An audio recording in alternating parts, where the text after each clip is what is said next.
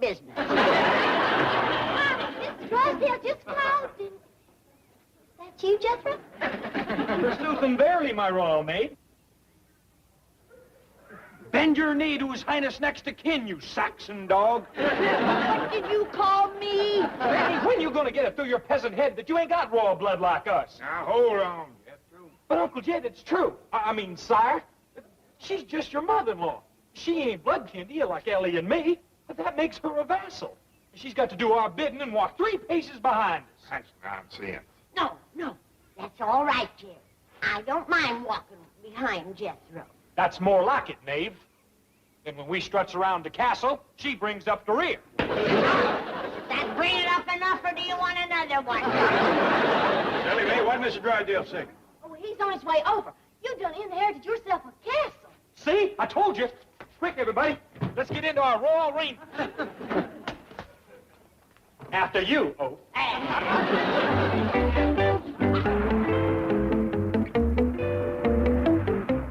This is fabulous. Fabulous! I can see it now. The presentation at court. Knighted. A seat in the House of Lords. Luncheon with the Prime Minister. Tea with the Queen. Chief, Mr. Clappett is hardly prepared for such honors. Not him, me. I'll handle things just like I do here. The Clampetts will stay at the castle. I'll be up in London, receiving the honors, banking the money. What money? From the tenants who live on the 10,000 acres surrounding the castle. Now, don't get your hopes up too high. If I know Mr. Clappett, he may decide not to go to England at all. What do you mean? He's got to go. I've got to go. England is my kind of country. That's where I want to live. But what if your wife doesn't want to go? You think there's a chance? I should say don't get your hopes up. The way of royalty is not the way of the Clappetts. They're plain, simple country people with no desire to have... Dad, this and howdy. Come in. Royal cousin, some commoners is here. How you liking the castle dress? Ain't it pretty? Beautiful. Yes, but Ellie, they don't wear things. Quiet. Doggone! When you hear someone knocking at the moat, you're supposed to let down the drawstring. Tell me something. How do you housebreak a oath? Oh? I done got her oath's clothes and everything, but she won't grumble worth shucks. Hey, Oath! Come on in here.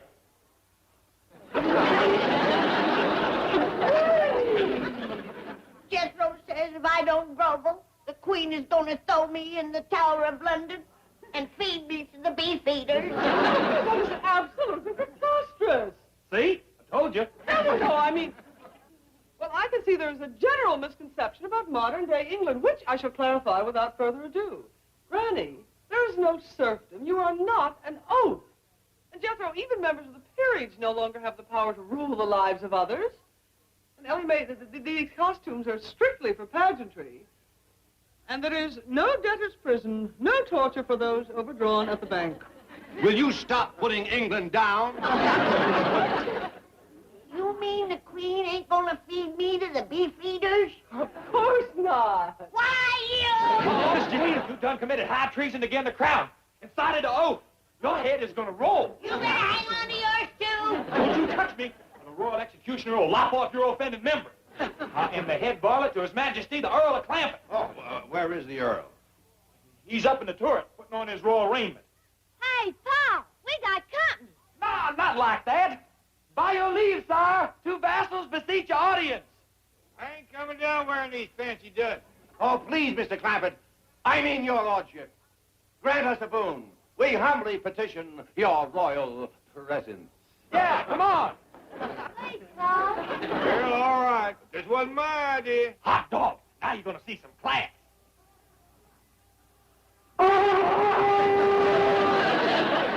All hail His Majesty, Earl of Clampett. Kneel, Oath. Yes, you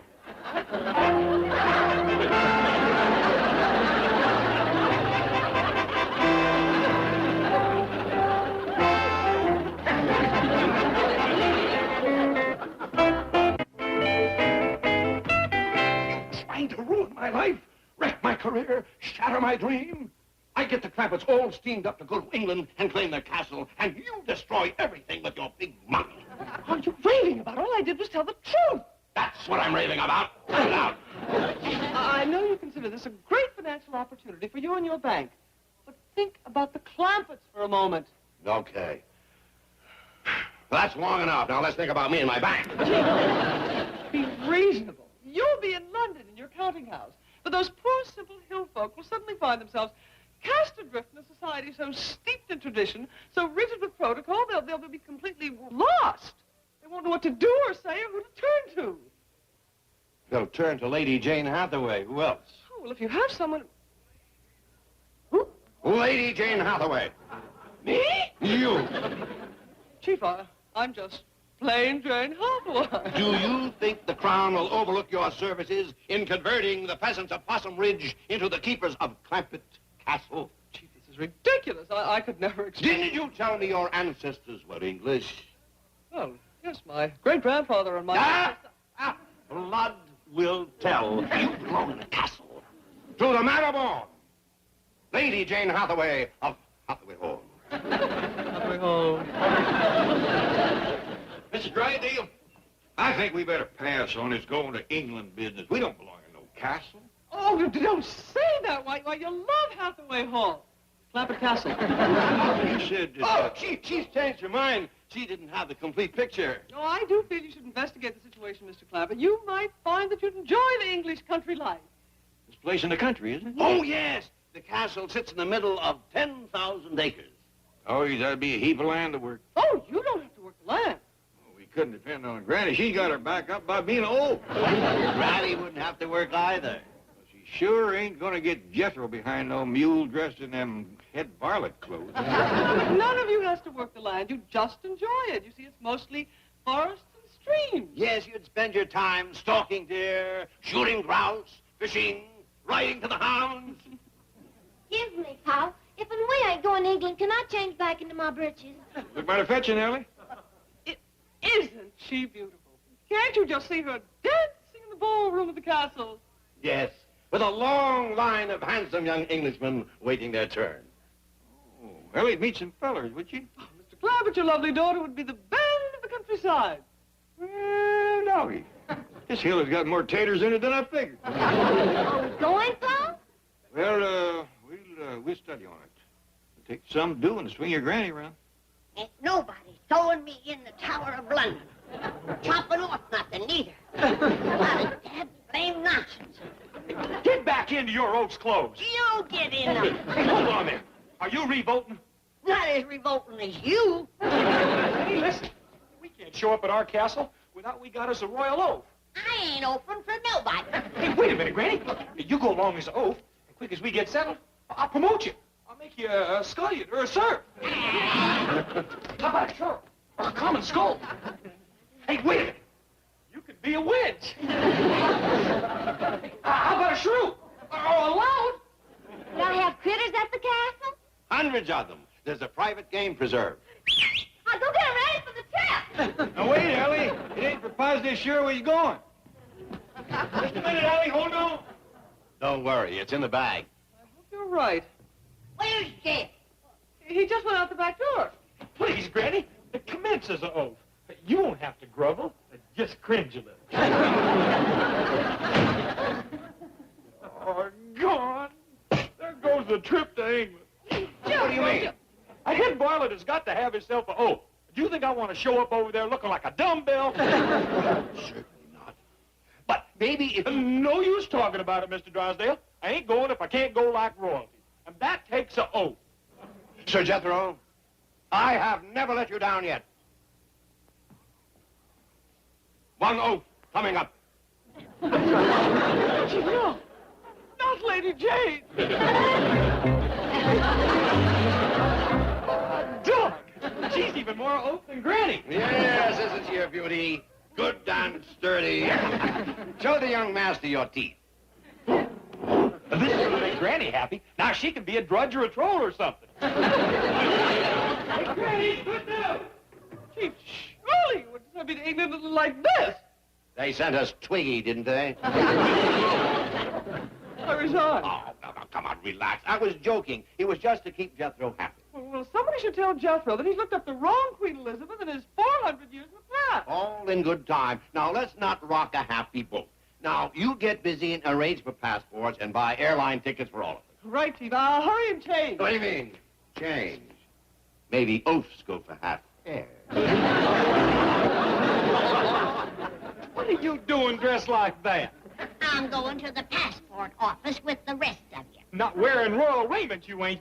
You give a drudge an inch and she takes a mile. Now, hold on. Jed says I'm just as good as the rest of you. He says I'm the royal granny. He can't just say so. Why, there's got to be a ceremony. Did he take his sword out and drub you? Of course not. Then it ain't official. Tis too. Tain't either.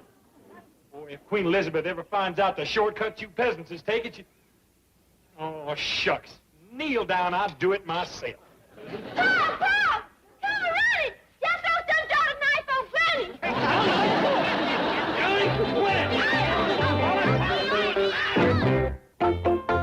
Granny! What's all the commotion out there? Granny, you all right? It's Sir Granny now. I've done been dropped. That's right, Pop. We's all one big royal family. You ain't going to the passport office dressed like that, are you? Put on your royal duds, like us. Sure. Just a minute. We's going to a U.S. government office, right? Right? Like. Well, is it respectful to show up at a place like that wearing strange clothes? No, it ain't. So get out of it. It's so proper, like us. Yeah, sure. Granny, what's proper around a castle in England is one thing, and we'll be the judge of that when we get there. But as long as we's in this country, we're going to dress American. Now, get changed. Oh, Gone. Just when I was all decked out like a grand lady. Howdy, is this the place where you get passports? That's, right. We take 4 of them, please, sir. Thank you. Well, I'll take your applications one at a time. Who would like to be first? I'll go first, because I was the one with the education. That way they can see how it's done. Fine. Raise your right hand, please.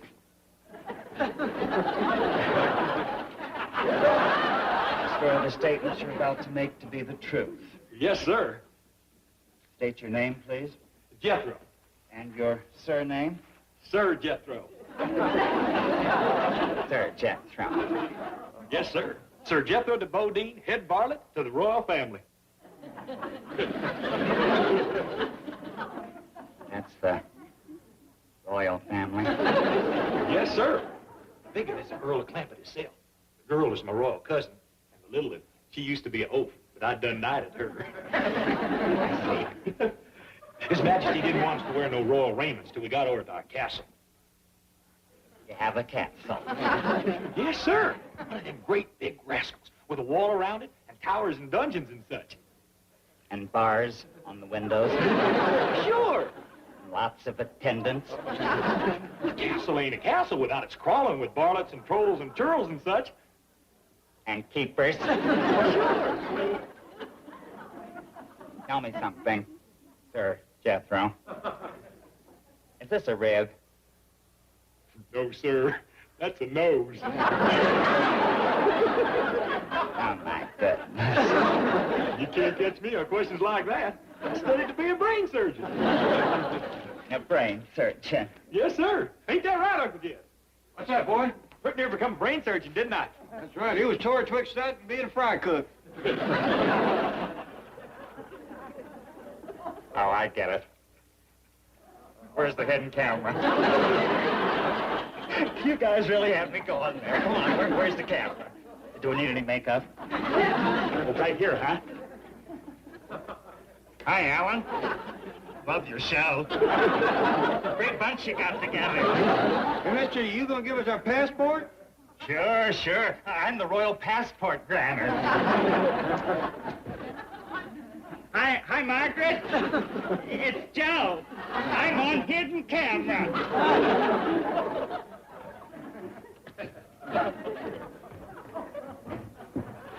Hi, kids.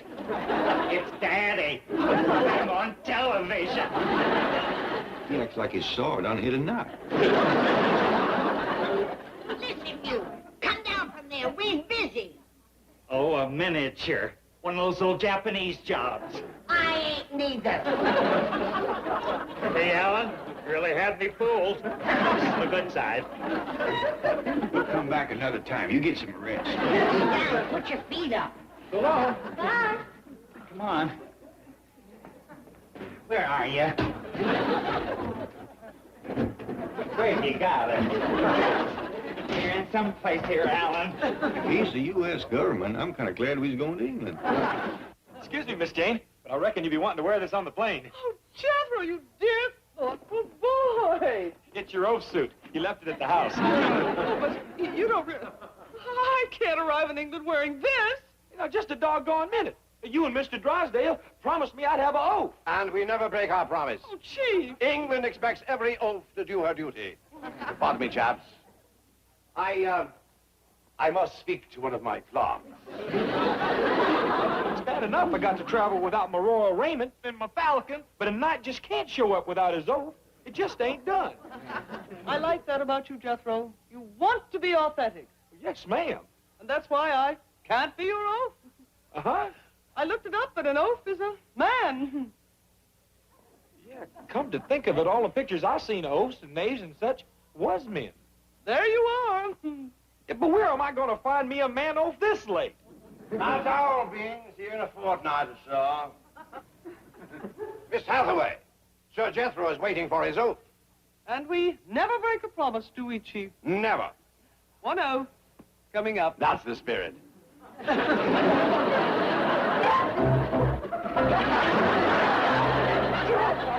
I got me a real force sure off, but let's go. Let's go. Now, Jethro, wait. You don't want to be seen with me like this. I just spent $500 for that beautiful English outfit. Now, can't let that go to waste. How about it? Yeah, you're right. Let's go. You look fine, Granny. Sure there's no light showing through, Ellie. You wearing 6 petticoats. Well, a woman has to be special cheerful in England. I hear the sun never sets there. Jethro back in? No, he ain't. And if he makes us late, I'm going to throw him to the beef eaters. Hip, hip. Well, let's go, chaps. I told you he wasn't going to put on no air. Oh, I'm just wearing this to please Mr. Drysdale. He don't want it to go to waste. Where is Mr. Drysdale? Him and Miss Jane is going to take a later flight. How come?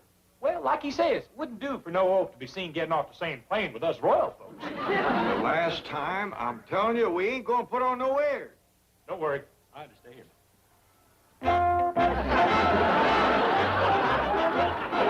How about it? Too late to undo it now. We'll miss our plane. Yeah, we's going to be late.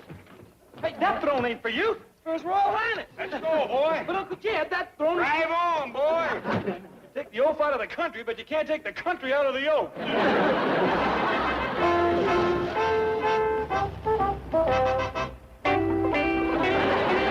Presentation. Viacom.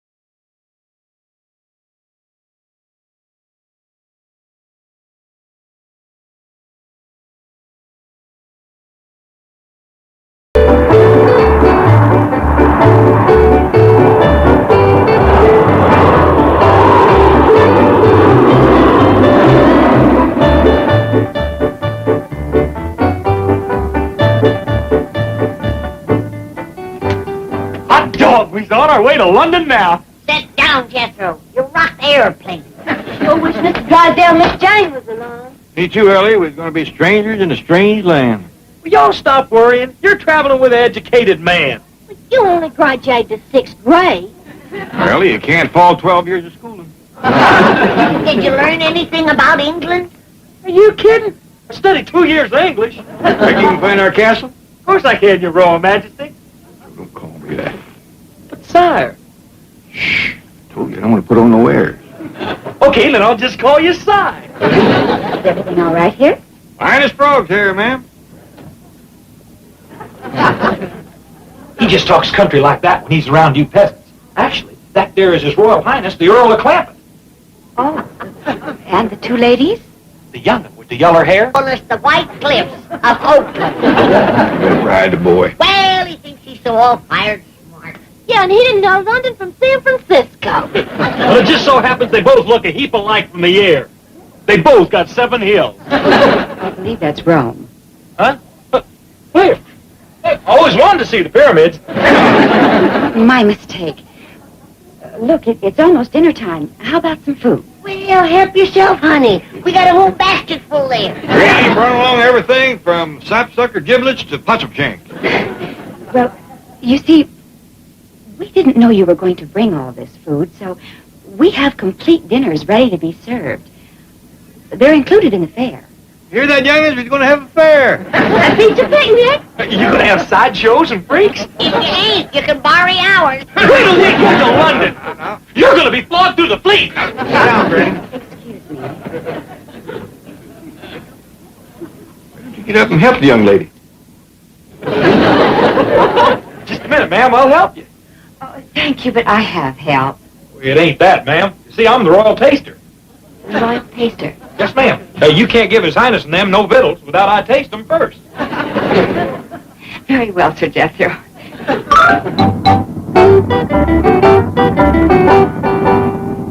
Ed, when do you reckon that fair's gonna commence? I'm getting hungry. Me too, Paul. What could be taking them so long? We got Jethro helping. You just answered your own question. Be patient. There's a heap of work to setting up a fair. You got to have sawdust to spread around. Jethro's got a whole head full. Get off the boy's back. This royalty business has got him stirred up, but he means well. Excuse me, do you still have that basket of food? Sure do, honey. You need it? I think we might. The royal taster's just gone through 12 state dinners. The royal buzzard! The beast above Castle! The creature that's going to eat England! Get out of there, you 6.5-foot stomach!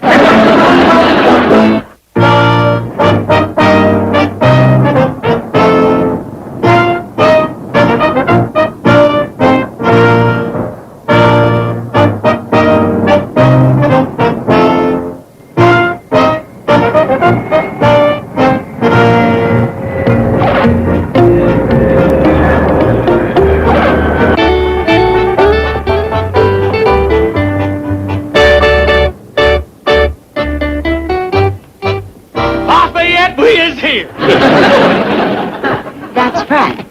Huh? France? Hey, y'all, come on back. We done overshot England again. No, I meant... Well, never mind. This is England. Are you sure about it this time? Absolutely. Well, it's been nice meeting you. Hey, come on out to the castle sometime and see me when I'm wearing my armor. Thank you. Hey, have you ever been a damsel in distress? Yes, for about 6,000 miles. I beg your pardon. Are you by any chance Mr. Clampett? Yes, sir. Jed Clampett. Mr. Drysdale telephoned and asked me to meet you. I'm Cedric Giles Evans of the firm of solicitors representing the estate of your distant cousin, the late Marcus. Well, I'm very pleased to meet you, Mr. Evans. This here is Granny and my daughter, Elamine. Howdy. That is? He says that my cousin Marcus is late. He's deceased. Oh, well, he's in luck, because Granny's a doctor. What kind of disease has he got? Well, I'll have to figure that out every day when I examine him. Thank goodness I brought my medical supplies with me. Is Cousin Marcus up at the castle? Well, yes, but you see, he's been laid to rest. Good. Just keep him warm. Is the family doctor with him? Madam, the gentleman is dead. Oh. Well, us doctors is only mortal. Get a move on. We got sick kinfolks up there at the castle without a doctor. Now, don't you worry. Granny has pulled folks through everything from thrush to dropsy. Cousin Marcus has dropsy. He better be turned over every now and then. You know, madam, I rather imagine he's turning over at this very moment. Come on, Jethro. Shall we call us a taxicab? Oh, no, I've got a car waiting. But first of all, you'll have to go through our British customs. Well, we do our best if you show us. Yes. Yes, of course.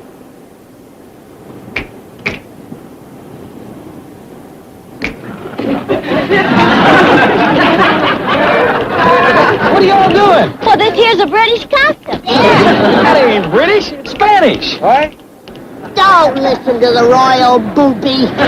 This is what the Spanish do when they stomp on grapes. Well, come on, stomp. Look, Pop, Mr. Evans showing us another custom. He go like this. I think he's wanting us to follow him. Come on, everybody.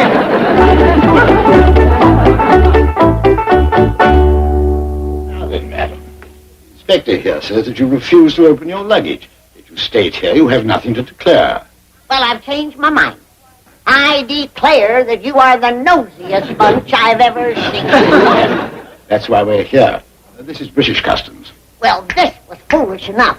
But poking through folks' belongings, you ought to be ashamed. Mr. Clampett didn't object to opening his bag. You ain't carrying what I am. Oh, that's something to hide. You betcha. I'm afraid you leave us no choice. Now, don't open that, I'm warning you.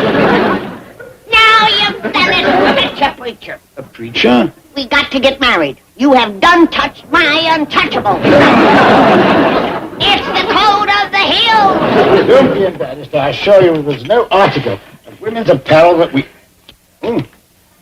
What do we hear? That's my nightgown. Ain't nothing sacred to you, you wicked man. What's this? That's my doctor's bag. You're a doctor? Been one for 60 years. Got a patient waiting for me right now. Jed's cousin Marcus, he's laying up there at the castle with a bad case of bronchitis. Be careful, them are my medical supplies. What's this? That's a buckeye. And that's snake fort, dog bane, horse mint, skunk oil, wahoo, buckbrush, Gibson weed, spider web, cat hair, everything a doctor needs. You were an MD. That's right, mountain doctor. And, what might this be? That might be buttermilk, but I wouldn't light no match to see.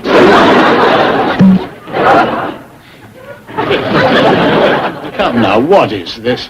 That's Tennessee tranquilizer. One of my best homemade cures. What does it cure? What do you got? Madam, I'm afraid my government would not approve of this homemade cure.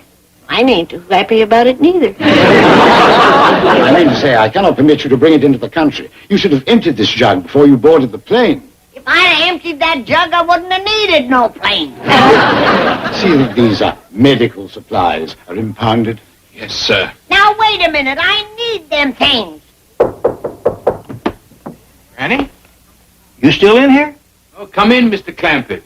This is our chief customs inspector. Howdy. How do you do? I'm Chumley. No, he ain't, Jed. He's mean. Cousin Marcus is laying at death's door, and he's fixing to pound my jug and stuff. I wouldn't pound that jug if I was you. We could all be laying at death's door. That stuff will blow stomachs. We only plan holding these supplies pending inspection. Don't believe him, Jed. He's a man of loose morals. It's true, Jed. He's a regular rip. Why, he flung open my bag, followed my flimsies, and then wouldn't call a preacher. The cold of the hills don't hold here. It holds in the four corners of the earth. I say throw down on him with your shotgun. No, that ain't no way to commence a visit. Well, at least whoop him and get my medicine back. Granny, I hear tell that London is a right good-sized town. They ought to have at least one drugstore. There we are. Sorry for the delay. No harm done. No harm done. If Cousin Marcus dies, he's to blame. And if that happens, you're going to catch it, you fresh young whippersnapper. Young whippersnapper. Madam, I'm a sexagenarian. You hear that, Jed? He admits it. Shame on you, Doreen. Get me to a drugstore. I said get me to a drugstore. Be quiet, Granny.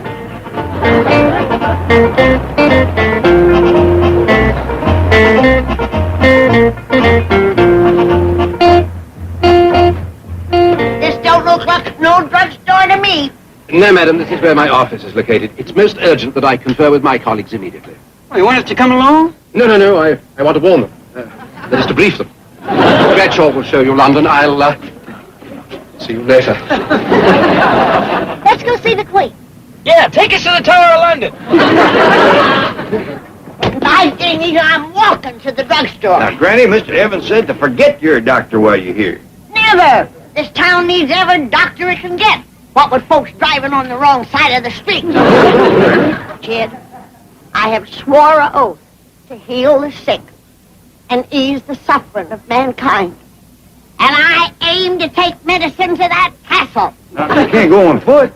Then I'll ride a bobby. What's a bobby? I don't know. But I heard tell that they'll help you get wherever you want to go. Boy, this is embarrassing to a sophisticated head varlet like me.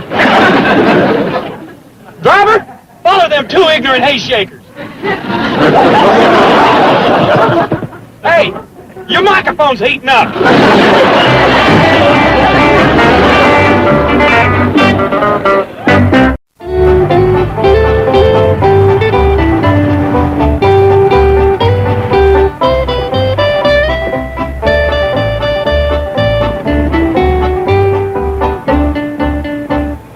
Are you sure this is where you buy medicine? Positive, son. How long you aim to be here, Granny? Oh, quite a spell, Ellie. I have to start from scratch. Everything from larkspur to leeches. Let's go sightseeing and pick her up later. No, I don't want to leave her alone again, Jethro. You and Ellie run on ahead and say your howdies to the Queen. Let's go. Mr. Giles Evans asked me to give you this English money. Well, that's real nice of him. That's £25, sir. What's that, Jed? Well, it's supposed to be 25 pounds of English money. But whoever weighed it must have had his thumb on the scale.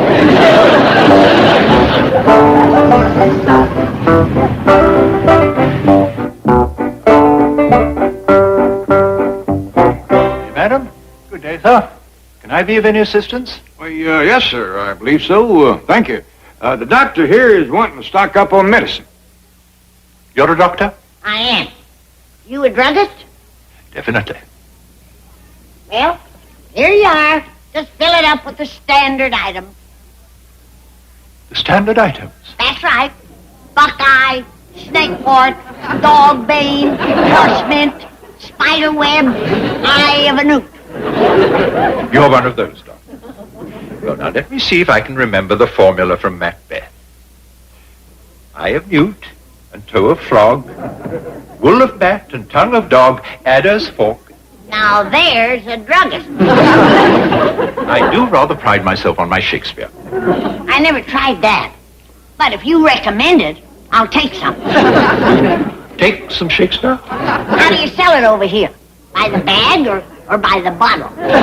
Well, I should say that we sell Shakespeare by the volume, by the play, by the sonnet. Well, give me half a sonnet. I don't want him to think I don't know my business. You're holding your own just fine, Granny. If I could write the beauty of your eyes, and in fresh numbers number all your graces, the age to come would say the poet lies.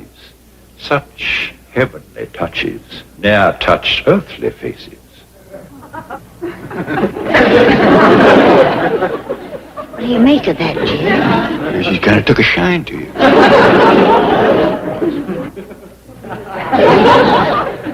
Let's get back to my Shakespeare. Shall I compare thee to a summer's day? Thou art more lovely and more temperate. Rough winds do shake the darling buds of May, and summer's lease hath all too short a date. He just can't get his mind on business. Told you, Granny, that rascal's took me. Glad you're with me, Jed. He's kind of bold. Tell you what, I'll take a whole sonnet of that Shakespeare. May I suggest some Venus and Adonis? If it's good stuff. Touch but my lips with those fair lips of thine. Though mine be not so fair, yet are they red. The kiss shall be thine own, as well as mine. Why don't you take a walk, Jed? How about your duty to Marcus? Who? Cousin Marcus laying sick in the castle. Your patient. Patience I can get, Jed. But at my age, suitors are kind of scared. I'd best stay. Doggies, if I don't think we got a hold of another one of them sexagenarians.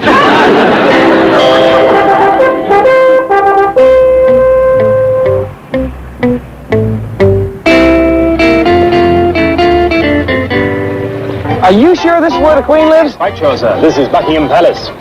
Hand me the bucket, Ellie.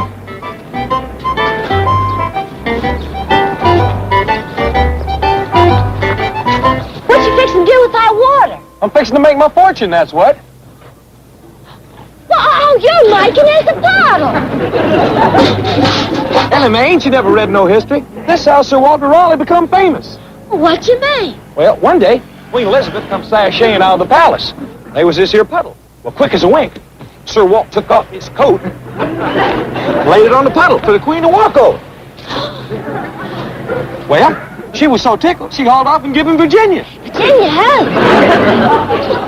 Thank goodness there's one intelligent member of this here family.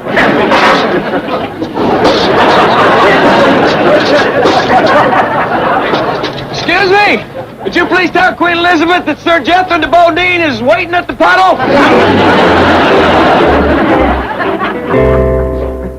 What light through yonder window breaks? It is the east, and Juliet is the sun. Arise, fair sun, and kill the envious moon, who is already pale and sick with grief, that thou, her maid, art far more fair than she. Be not her maid, for she is envious. Her vestal livery is but sick and green, and none but fools do well. Cast him off. Oh, it is Madame. Oh, that she knew she What's the matter with Granny? She done fell under the smell of a drugstore cowboy. Drive us to the castle and don't spare the horses. We gotta get there fast. You can mail us the Shakespeare. Bring it yourself, honey.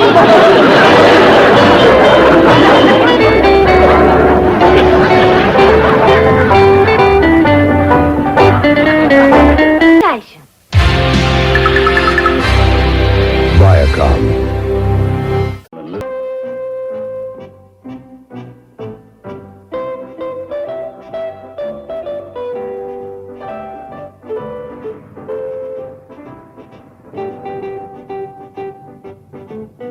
There it is, son.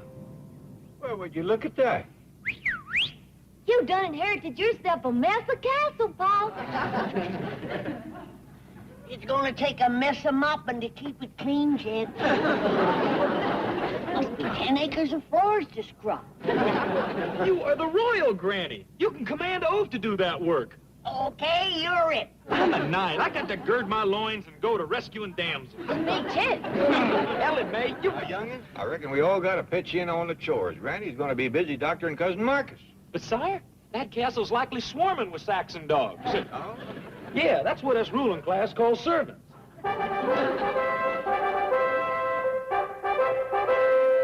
Jenkins, the gatekeeper has just rung through to say that our American family is approaching.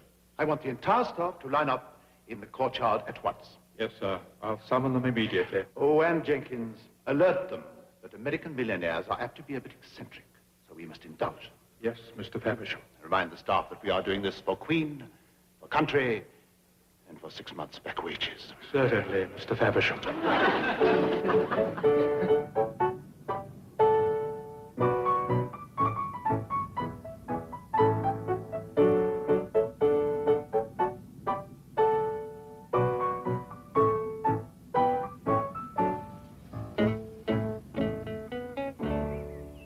What do you think, Granny? It'll look much better after we've whitewashed it. Whitewashed it. Jethro, you help Mr. Bradshaw with the bag. Can't I get you two wheat benders to understand? We don't got to do no more work. We got oafs and naifs and serfs for that. They do everything, Jethro? Of course. If they don't, we flog them. Hush that kind of talk, boy. But royal folks is always flogging serfs. It's a sport of kings. If we get tired of flogging them, we just drag them to the dungeon and pile them up on a rack. I'll say that's enough. Hang them by the thumb, boy. Look at yonder. They heard you. Royal Mouth has done it again. Come on back, everybody. Jethro was only funning. I'll handle him, sire.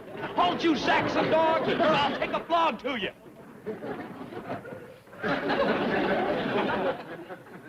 See how they come to heel when a royal talk? All right, let's see what we got here. How many is oafs? All oafs take one step forward. How about serfs? Any serfs in the crowd? Knaves? Churls? Louts? Is anybody here a swineherd? Having trouble, boy? Yeah, they won't talk. They snickering a good bit. I reckon I better send for the royal flogger. I beg pardon, sir. How long since this dog's been flogged? They've never been flogged. See, I told you. Spare the flog and spoil the oath. I take it you are Mr. Clampett, sir. Yes, sir. Jed Clampett. This here is Jethro. Here's your bag. Jed, I'm too late to help your cousin Marcus. What you mean? They brung in an army doctor, General Peritonitis. I'm a friend of the major. Well, I'm going to look in on him anyway. I don't trust them army doctors. They're too fast with the saw.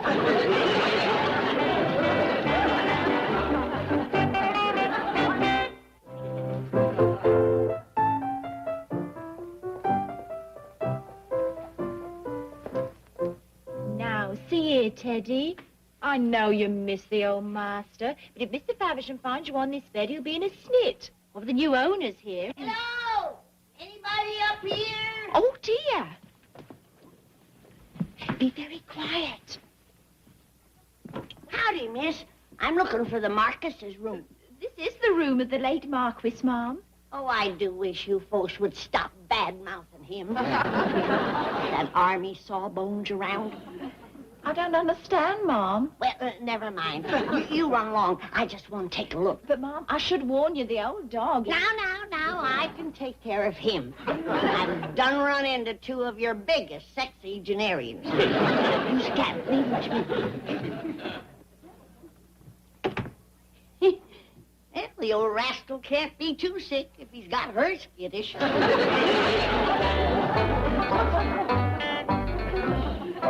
Cousin Marcus, I'm Jed's kin from across the water. I've come to help doctor you. How does that set with you? Now, none of that. You got to think of me as a doctor, not as a beautiful woman. All right. We ain't gonna open the drapes. It'll just give you high blood. From your breathing, I best check your pulse. Now, give me your hand. But don't get grabby now.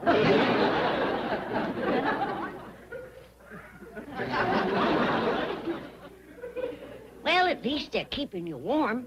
Feels like a fur nightshirt. But your arms are kind of thin.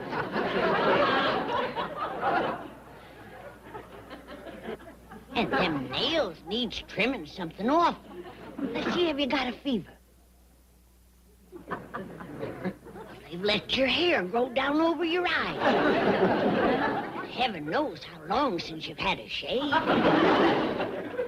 I never did see the likes of treating sick folks like this. It's terrible. It's terrible. Marcus, you're at death's door.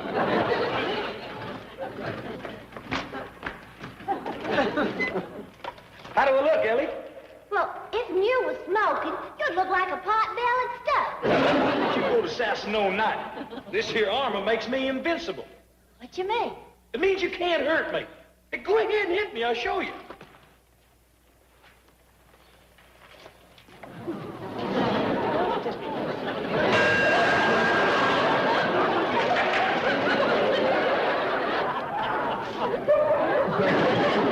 Oh, man. That sure sets a some feller's ears to ring. I'm gonna get you for that. Did I hear the dinner going? Heck no. Ellie done hit me in the head with an axe. You should have waited till the boy had his iron hat on. Well, he did have it on. Said it made him invincible. Man, I sure hope they got some dragon dogs around this castle. The way my ears is ringing, I'll never hear that rascal coming. Oh, can I go dragon hunting with Jethro? Yeah, let her come. I'll use her for bait. You won't? I will, too. I will, too. No, I got other plans for Ellie. According to Mr. Drysdale, there is English gentlemen coming to call. That ain't the way it's done around the castle. Well, she got to be a damsel in distress before they come. What do you mean? She gets up on the tower in her damsel dress and commences bellowing, "Help, save me." Then all the knights that's out questing comes galloping up to rescue her. Well, she picks the one she likes, and they get trothed and live happy ever after. As the dumb old damsel clouts him in the head with an axe. Put on your damsel dress and practice bellowing. Yes, sir, pal.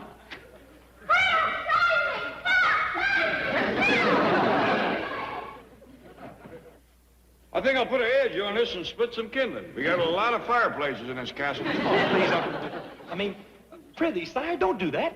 Do you think King Arthur would split kindling? Oh, I can't see. No. He'd just summon a royal kindling splitter. I don't mind doing it. But it ain't knight's work. You got to save your strength for slaying dragons, rescuing damsels in distress, and lifting a siege. What's a siege? I don't know, but they's heavy. Even Lancelot and Galahad in that bunch had trouble lifting sieges. Maybe that's what this is for. Your cousin Marcus is laying upstairs with one foot in the grave. Did you find out what he's got? Yeah, a rotten doctor. I better take over or he'll die of neglect. Well, now, Granny, I spoke to the major about you doctoring, and he said forget it. They got something here called socialized medicine. Yeah. Cousin Marcus needs medicine, and the doctor's out socializing. Hey, that thing's alive! Jethro! Well, what's he doing in that tin suit steering clothes? There's no two ways about it. I got to get me a dragon dog. I can't hear nothing. Granny, I'd best get this invincible knight off dragon hunting before you women kill him. But Jed, what about cousin Marcus? He's got to be saved. If you want to save him, keep him away from her. You're the next kid, Jed. Tell me I can take the case before it's too late. All right, Granny. Hang on, Marcus. I'm coming. I never know how he's gonna save you.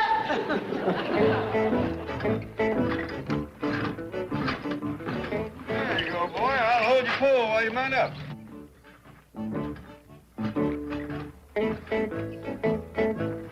If you run across any other knights, be sure and tell them about your cousin Ellie. Okay, sir. Look out, dragons. Here I come. Look out, Jethro. You got your pole sideways. You ain't gonna clear the side of that. Look out!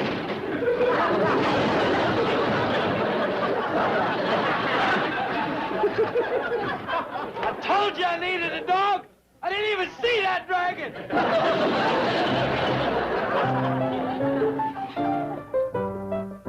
I'm put near there, Marcus. Don't give up. Oh, case is too hopeless for me. Many's the time I've snatched folks back from the valley of the shadow, and I'm gonna do the same for you. No! Jed, the dog has done at your cousin. I'm making you money snatcher. Get him off, Jed! Murder!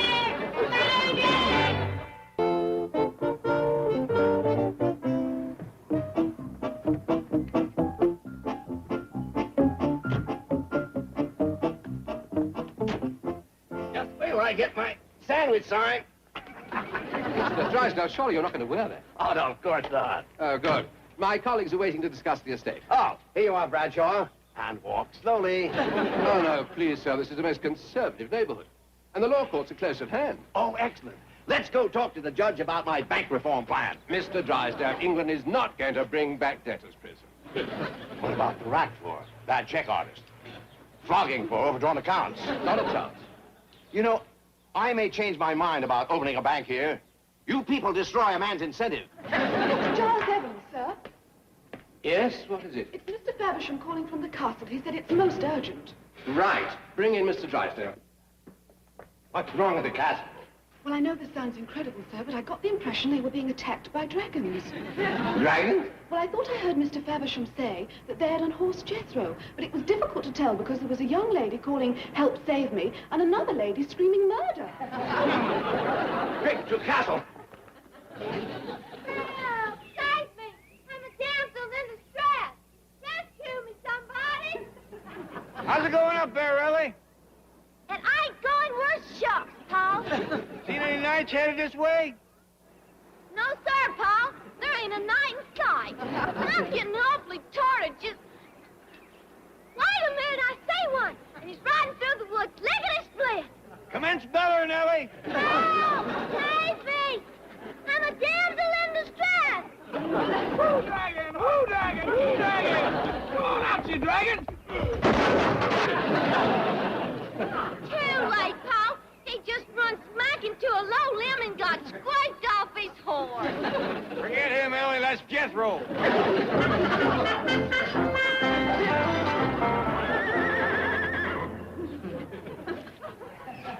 Come on now, don't laugh. I ain't never been dragon hunting before. How was I to know them sneaky rascals sits up in trees laying for you? From now on, we sticking to the roads and pastures. Is he all right, Ellie? Yeah, Paul. He's getting back on his horse. Well, rest your voice a spell and then go to bellering again.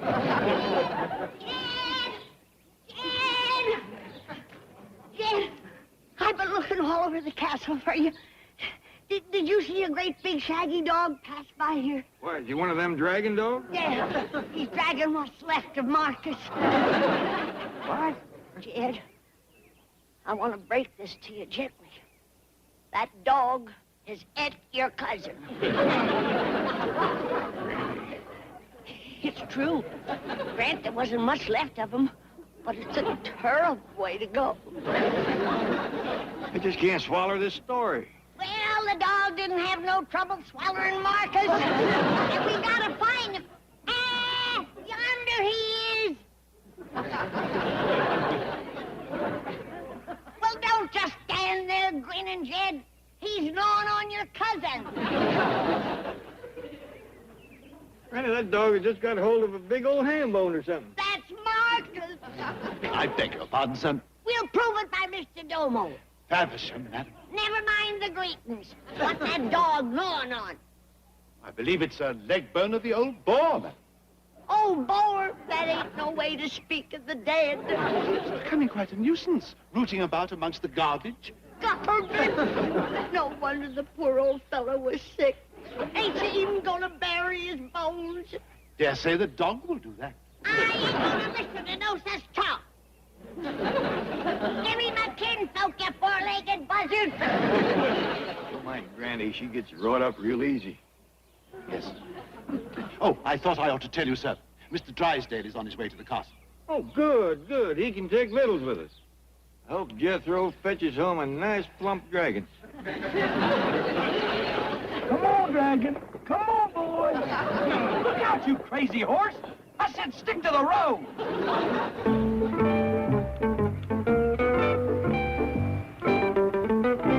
What's the idea of slowing down? I'm in a hurry. Sorry, sir. There's a knight on the road ahead of us. What kind of a country is this? You won't bring back a wonderful institution like debtor's prison, and you let some loony Lancelot ride around. Huh?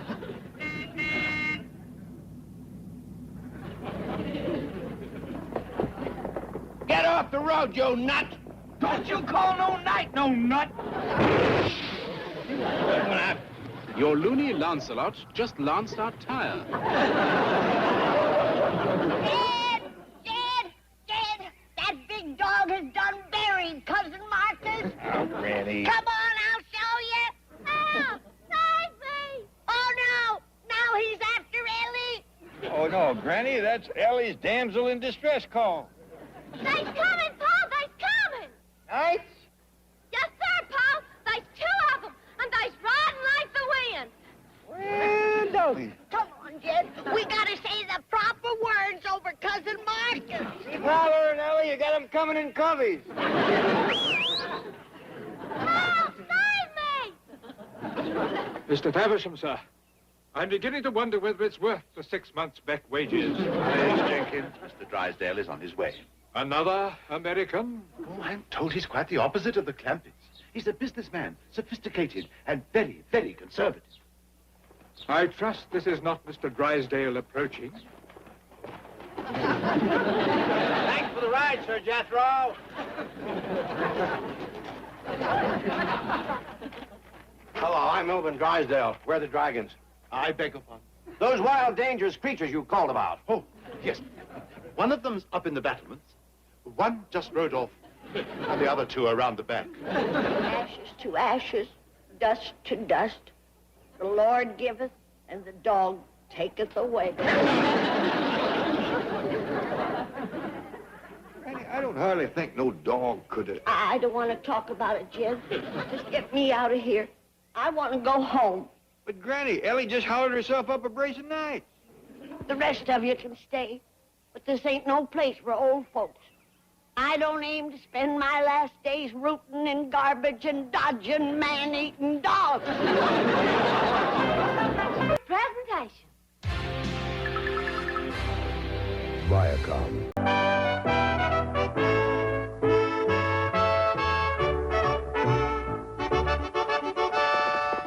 Look out, dragons! Here I come! Yee-haw! Yee-haw!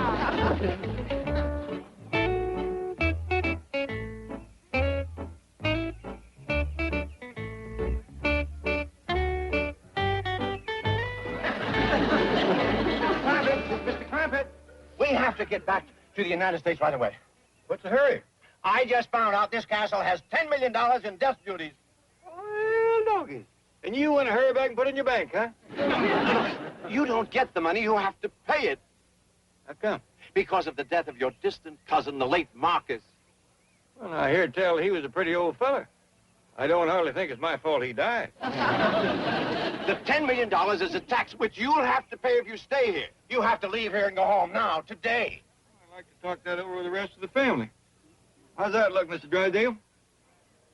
Like $10 million? Well, thank you. Jed, let's pack up and get home. We don't belong in no castle. Oh, Granny, I love you. What is it about this England that turns every man into a sexagenarian? Now, hold on. Ellie Mae ain't found herself a feller, and Jethro ain't found what he's after neither. I'll find Ellie a fella. Now, what's Jethro after? A dragon. A dragon?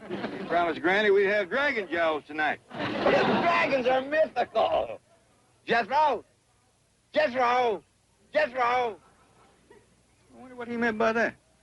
I don't know, but I seen a picture of a dragon. And if that Jethro brings in one of them fire-belching lizards into my kitchen, he's gonna clean it. Yeah! Hey, Granny! Uncle Jed! Look at that darn fool riding around in his night clothes. Let's go home, Jed. Now, wait, Granny. The boy sounds happy. Maybe he jumped a dragon too big to tote home. Jump any dragons, boy? No, sir.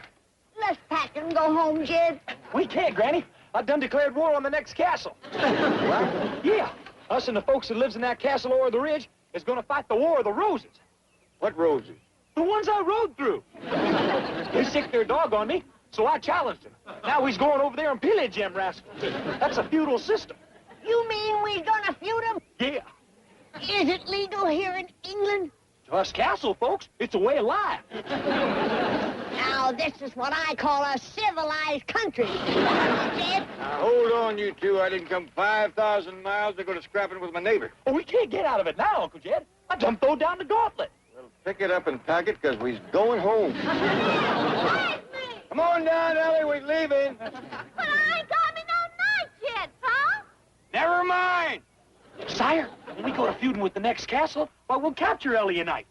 Then if he don't want to marry the dumb old damsel, But we'll put thumb screws on him and torture him. Ain't gonna be no thumbscrew wedding in this family. Now, get back. Oh, please, Jed. We ain't had a decent feud since we left the hills. And it's gonna stay that way. I ain't about to start no World War III twixt England and Bug Tussle. Now, get it.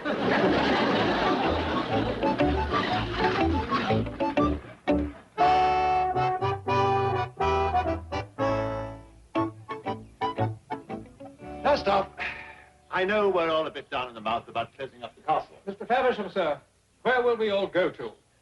Mr. Drysdale has suggested debtor's prison. Really? No. Cheer up.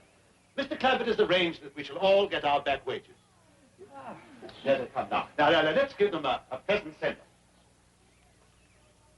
We's leaving, Mr. Domo. Faversham, madam. Faversham to you, too. Yeah, Faversham, everybody. And another thing. You tell them goomers at the next castle that it wasn't my idea to crawfish out of our feud. My neck. We can lick them any day in the week. And I'll bet you, our rabble can beat their rabble. Yeah. That's enough. You women folks get in the car. Mr. Domo, I know how much you and Mr. Jenkins and these folks enjoys living in the castle, so here's a little something for you. Oh, thank you very much indeed, sir. On behalf of us all, $10 million. Well, that's what Mr. Drysdale said was owed on the place. Mr. Drysdale knows about this? Them stains on there is his tears. Goodbye. To a little ruckus with the folks at the next castle. How did that happen? They set the dogs on him for running dragons through their roses. We could have whooped the tar out of them. Captured me a handsome knot. I don't want to hear no more about what happened in that castle. Castle? The folks in England is probably calling it the Chicken House. Home of Lord Lily Living. All right. Beverly Hills Yellow Bit. Now, that's enough. Come in, Miss Jane. Oh, I'd better hurry back to the office, Mr. Clampett. Apparently Jethro dropped the chief off back there. Well, we sure do thank you for picking us up. My pleasure. It's good to have you home. Bye. Faversham. Faversham? Oh, that's what they say in the old country.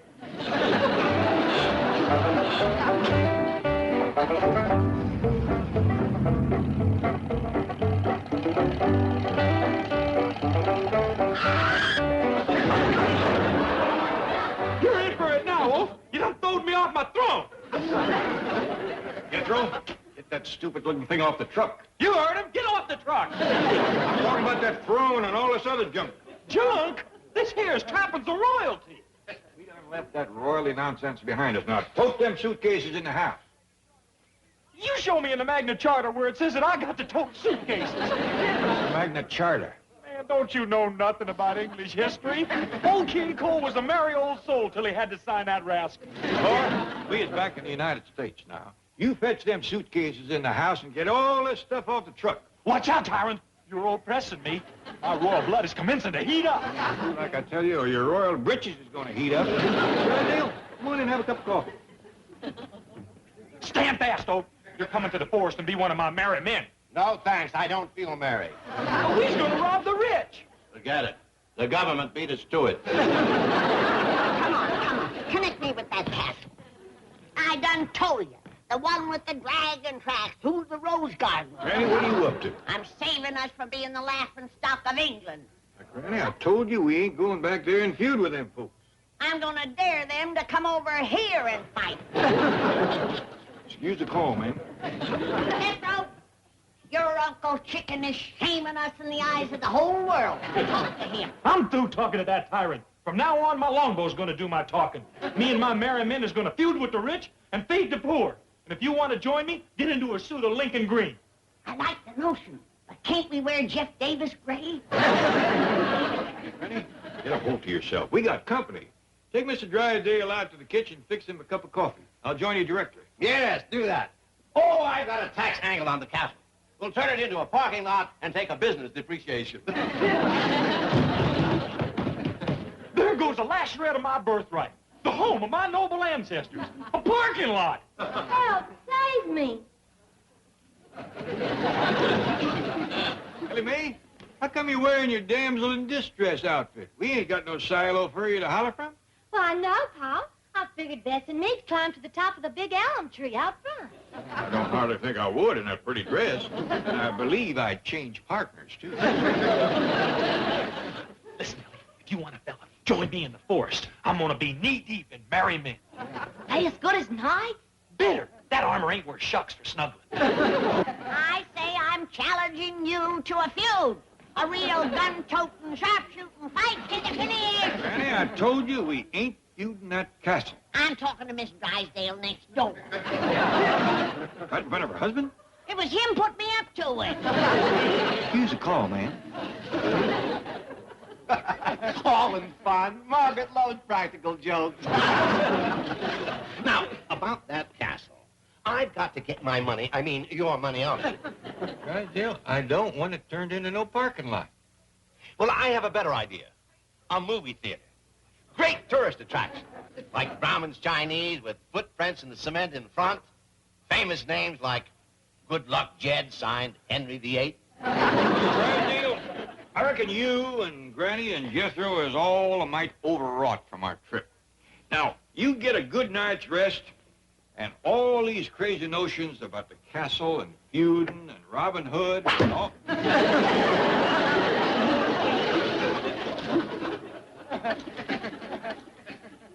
From Jethro. Says, Dear Tyrant, I am off for the woods to rob the rich and buy back my birthright. From now on, we is blood enemies to the death. P.S. Please send my 50 cents allowance.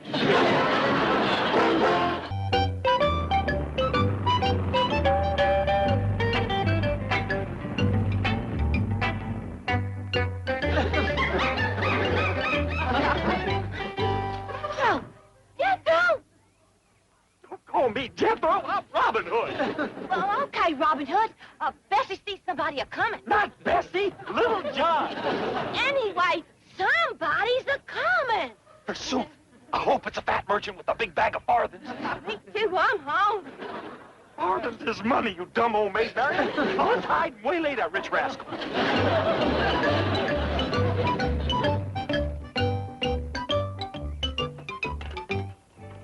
Buddy, I don't think we should stay here. My mother wouldn't like it. With your mother, I wouldn't like it either. My folks still don't trust you. Daddy calls you that hippie creep.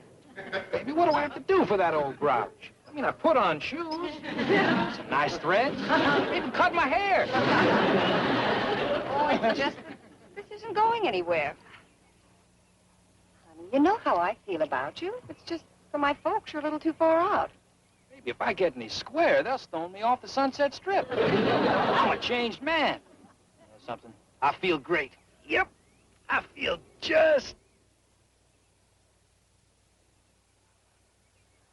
What's the matter? Tell her, baby, what color is Cupid? Who? Cupid, you know, that little cat that flies around making people fall in love. Well, I guess he's pink and white and has wings and a bow and arrow. I buy the bow and arrow, but he's red and black and wears a green hat. Crazy. Don't tell me, baby. I see the little grabber. Just look right up there. Now he's gone. And you want me to think you've changed? Honestly, baby, I'm leveling. I saw a little... Huh? That sign we saw, it said this was Griffith Park. Yeah. I mean, like, it wasn't Sherwood Forest. Baby, that's Robin Hood's bag. Yeah, I know. But he's here. Robin Hood? That's nutty. Tell me, honey, I see the big grabber. What?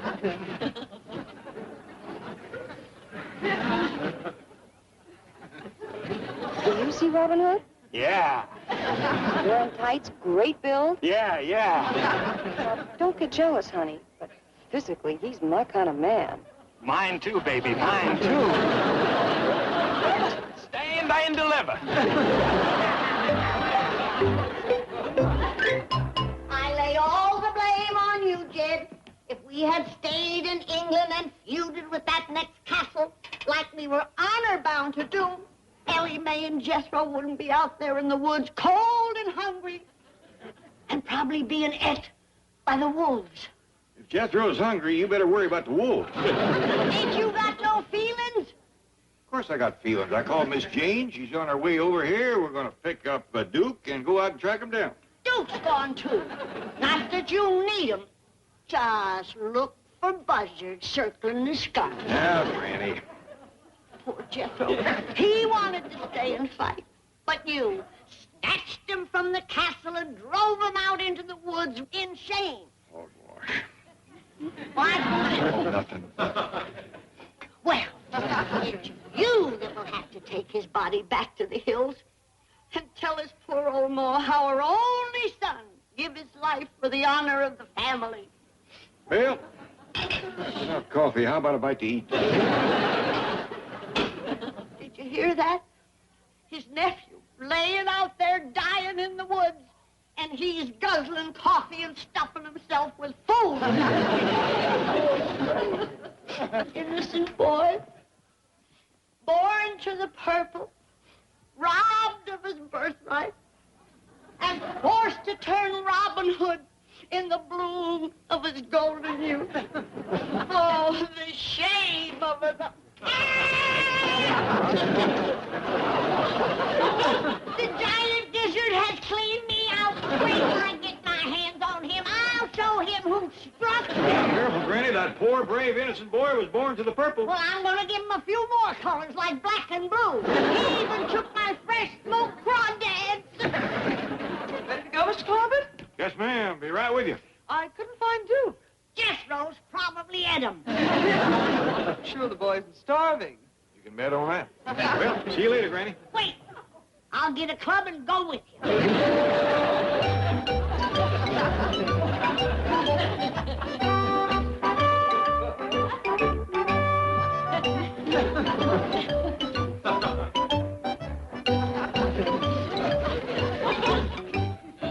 Hey, y'all getting hungry?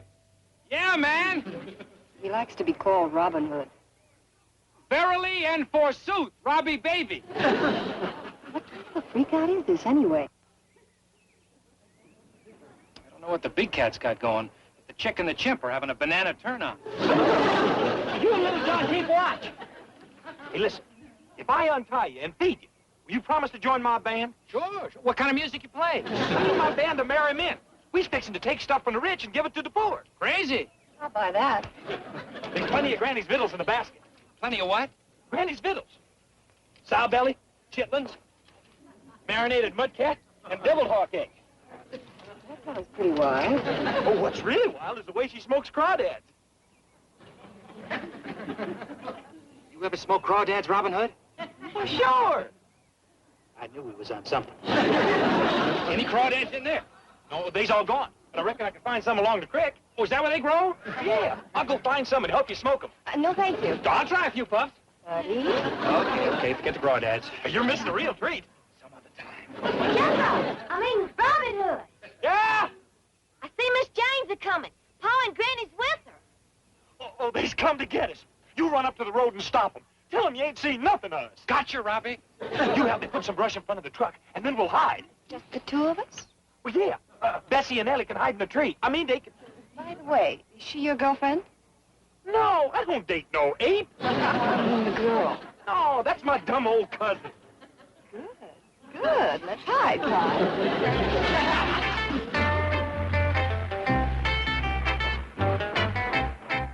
Say, maybe you can help me. I'm lost.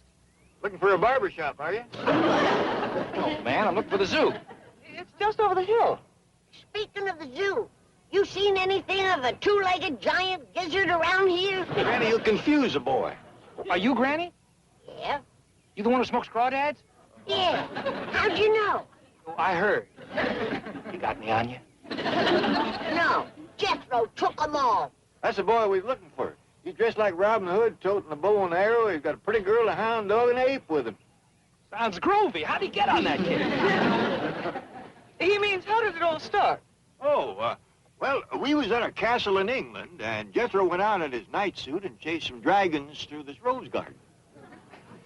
Tell me something, old timer. Do you smoke crawdads? Well, How about you? No, not I. I'm glad you're driving. Would you drop me off at the Sunset Strip? I gotta tell my friends about it. Certainly, hop in. Thank you. You're gonna get them to help you look for Robin Hood, huh? Sure, Daddy, sure.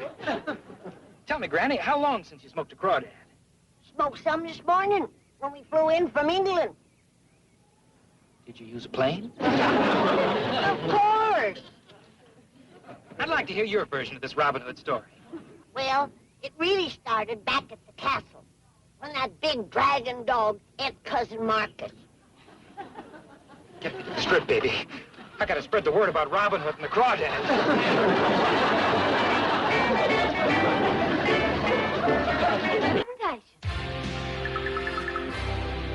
Viacom.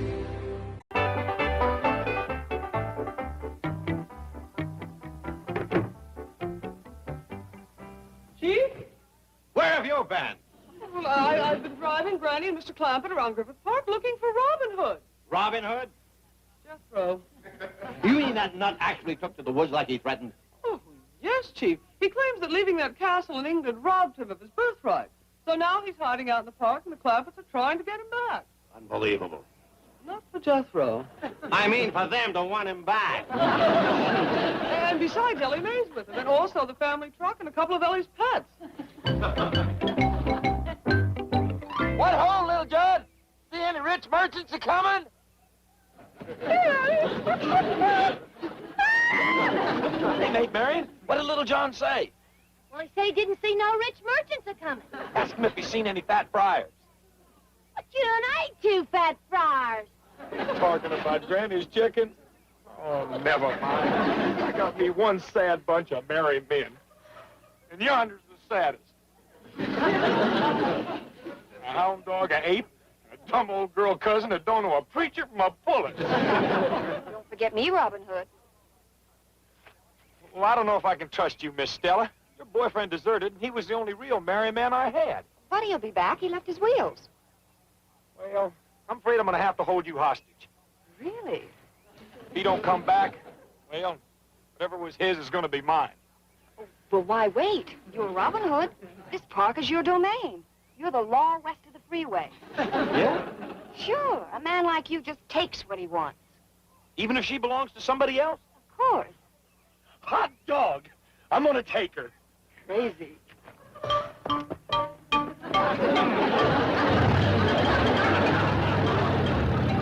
Is he for real? What's the matter, Miss Della? I don't think the Jolly Green Giant has those carrots.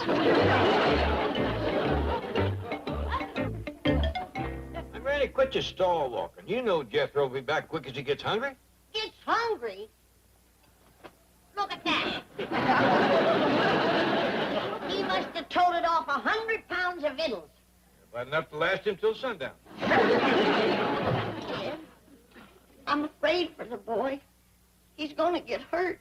He ain't gonna get hurt. Oh, yes, he is. I'm going to put a hardwood finish on them red rompers of his. Hey, just simmer down. Jethro is gonna get over this Robin Hood notion. But what about Ellie Mae? Out there in the woods, don't that worry you? Honey, that girl was born and raised in the woods. Besides, she's got old Duke with her and that dressed-up ape. I mean, the little one, not Jethro. I'm too nervous to sit here. Let's go back to that park and find them. We ain't got a ride till Miss Jane comes back with the groceries. Oh, I forgot. Besides, maybe that buddy fellow will find him. Oh, That boy we picked up in the park with the long hair and the beads. oh, yeah. The one Miss Jane said was a yippie. I believe it was Hippie. Yippie. He looked like a nut to me. Sure was friendly. Too friendly. Kept trying to find out how I smoke crawdads. You know, Granny, there's nobody can smoke crawdads like you. Well, he sure knew nothing about it. Kept asking me which end to light and was the easy draw. He was just making talk. A real pleasant fella. Says he's going to get his friends from Sunset Strip to help find Jethro. Wake up in there! Come on out, buddies! Let's go. Hey! There you go. Come on. Hello, girl. Keep it up. Keep it coming. Keep it up. Keep it going. Keep it going. Come on.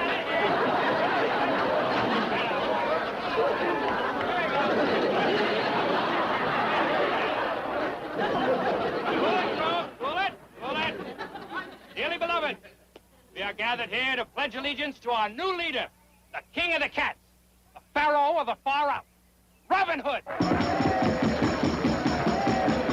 I know we've had some great leaders in the past, Eric the Red, Buffalo Bill, and the late, great Lady Godiva. But hear me, friends, our new leader is El Supremo. This cat chases dragons. This cat flies with the birds and talks to the apes. This cat smokes crawdads. And we are going to be his band of merry men. We're going to take from the rich and give to the poor. Yes, look going up the road. It's a bird. It's a plane. It's Robin Hood and Little John. Follow him. Follow our leader.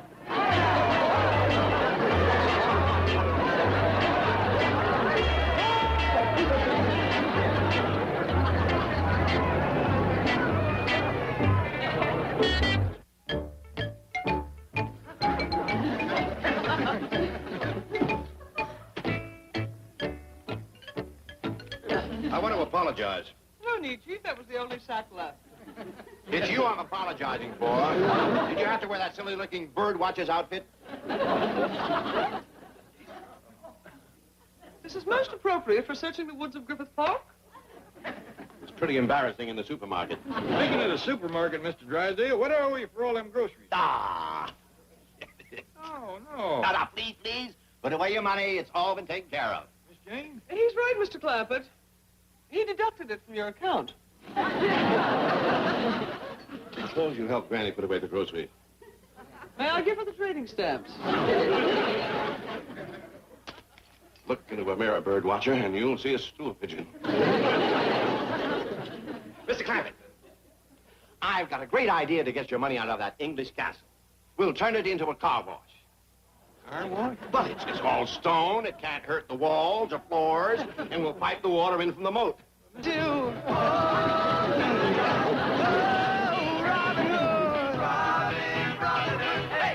Come on now, Robin Hood. Robin Hood, hey.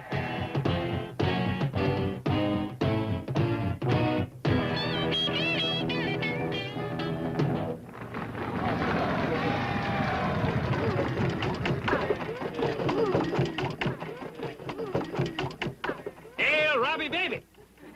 4 travelers have just entered your forest. Is it the sheriff of Nottingham and his men? No, one of them is your uncle the tyrant. One of them is Granny the Crawdad. All right, see you back here. All right, now, everybody, beat the bushes. It ain't the bushes I'm gonna beat. I believe one can catch more flies with sugar. Robin Hood made merry in Little John. It is I, your friend. Maybe she's got something there, Granny.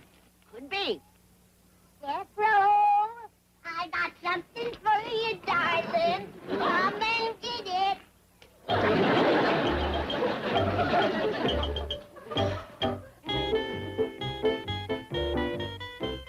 Wake up, rich merchant. You are the prisoner of Robin Hood and his merry men. Stand and deliver. Jethro! Ellie Mae. It's Robin Hood and Maid Marian. This here's Little John. And Alan the Dale and Will Scarlet and Mitch the Miller's son. I am Sir Guy Gisborne. Where's my uncle the tyrant and the others? Cowards ran off and left me. Well, whilst he's waiting, we'll tie you up and hold you for ransom. Yeah, we's here to prey on the rich. But I'm not rich. I'm just a poor bank president. Honest, I haven't got any money, but I know the people who have. Now, if you'll let me go, I'll finger my rich friends for you. Okay, it's a deal. Unhand him. Thanks a lot, Robin Hood. Well, see you later. Tell Miss Hathaway I'll leave her car at the bank. Hold it, finger man. Hold it. You're one of us now. That's right, Mr. Drysdale. You're joining my merry men. Yeah. Uncle Rob needs you.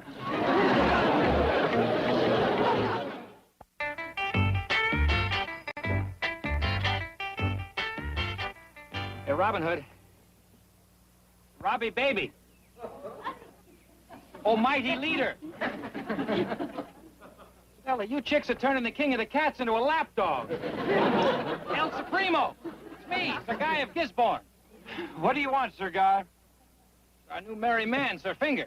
He ain't merry. He's glooming up the glade, bringing all the cats down. Fetch that Saxon dog into my presence. Right. Hey, Sachs, baby, our glorious leader wants to lay the law on you.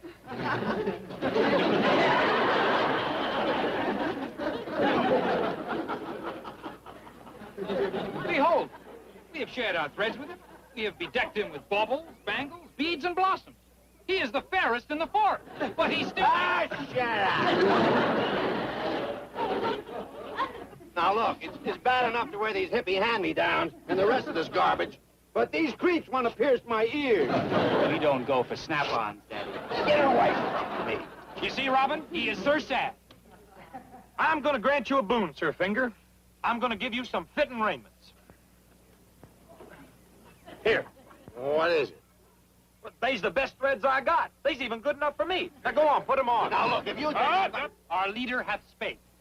Hie ye to yon bushes and gird thy loins. We're going to let light through thy lobes.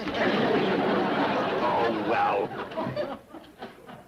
It's got to be an improvement. Pull the knuckle Novocaine, baby. I would have further word with our leader. Why don't you go away? Well, I plan a trip just as soon as Robbie comes through with the crawdads. What crawdads? The kind Granny smokes. Oh, yeah. I did promise to get you some. So you did, oh man of La Mancha. Let us dream the impossible dream, huh? Okay, let's go down to the lake. That's where you find them. Well, we'll help you look. Well, you got to be careful with crawdads. If you ain't, they really grab you. Oh, lead us to the grabbers, Robbie. Come on, forward, children. Come on. It's light-up time.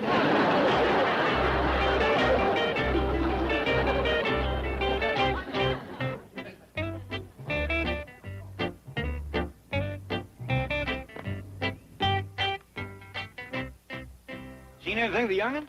Not a sign. Me neither. Mr. Drysdale's gone. The wolves got him. There's a lot of bare footprints around the car. The bears got him. I mean, the prints of barefooted people. The Indians got him. Oh, no, he probably just decided to help us look. Likely went that way, down toward the lake. Kid, don't forget my crawdads. Hi, doggies, I think I know how to bring our hog to trough. Now, Jethro is uncommon fond of Granny's smoked crawdads. I'll catch him. Granny, you go to smoking them. And if that boy is within victual smell and range, which is about 20 miles, he'll come a-running. Brilliant idea. Now, spread out, everybody. We'll meet down by the lake. I appreciate this, Robin Hood, but I'd rather have my own clothes. Where's everybody? Robin Hood! Friar Tuck! Sir Guy! Maid Marian! Little John!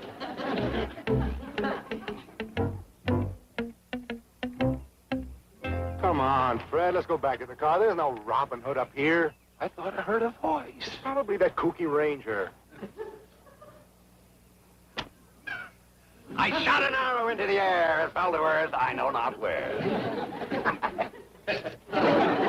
Yes, Virginia, there is a Robin Hood.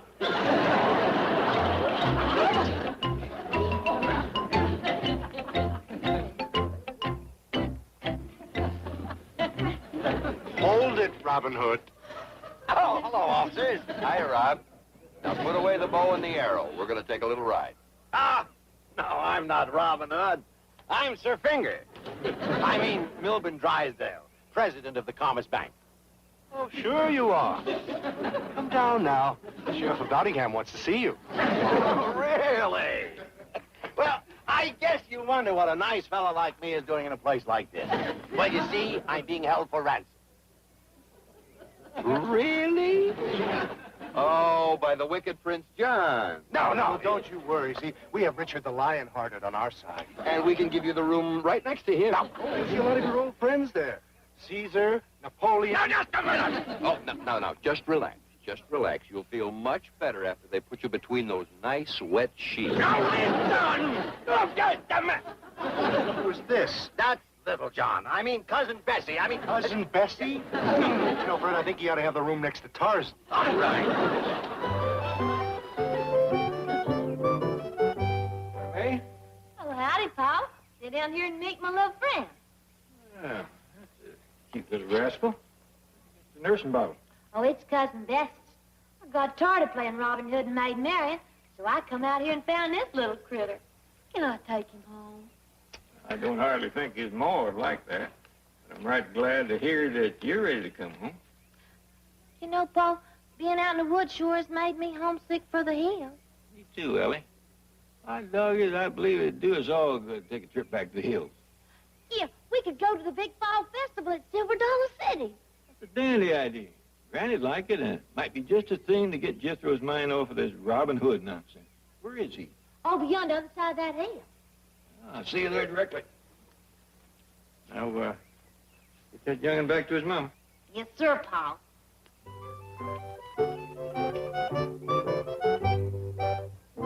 I tell you, I'm president of the Commerce Bank of Beverly Hills. Just ask my secretary. She's here in the woods someplace. Wearing a leopard skin. No, she's wearing a... Oh, forget it. Anyway, I was sitting in her car when these hippies captured. Hippies? Yes, the woods are full of them. Erno! Where are you, honey? Damn, those hippies do get into some weird outfits. I've heard of the flower children, but that one's gone to seed. That's Granny. She can identify me. Her family has $60 million in my bank. Really? Yes, it was 70, but they spent $10 million on their English castle. You're gonna like those wet sheets. You rascal, you! I'm going to Mr. Drysdale. You see? She's no hippie. She's as normal as I am. Want to come with us, Granny? I can't. I'm going down to the lake to smoke some crawdads. Smoke some what? Crawdads. But first, I need a little pot.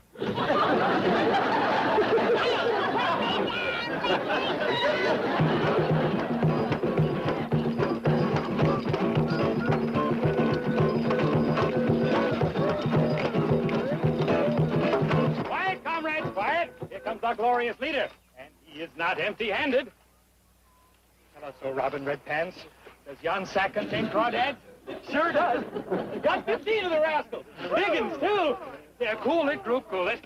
Sir Guy of Gisborne will be the first to set sail up Moon River. Be careful now. These grabbers.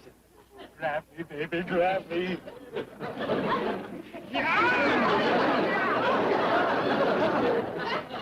See? I told you. That thing's alive. Sure. You smoke those? All the time. You got a match? You are too far out for us. Come on, flower children. Back to Squaresville. Back to the Sunset Strip. Wait a minute now. Y'all are my married men. We're not that merry, Robbie. Hey, are you going too, Stella? Yeah? But you write to me. Next time you're out there flying among the stars, let me know what spring is like on Jupiter and Mars. Let me go.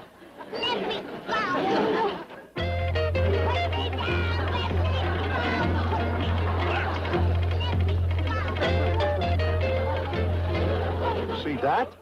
Yeah, must have been 15, 20 hippies. Shall we hold on to this one or go after them? Let's do it the easy way. Let's go get the 20 hippies. It's been a film-waste presentation. Viacom.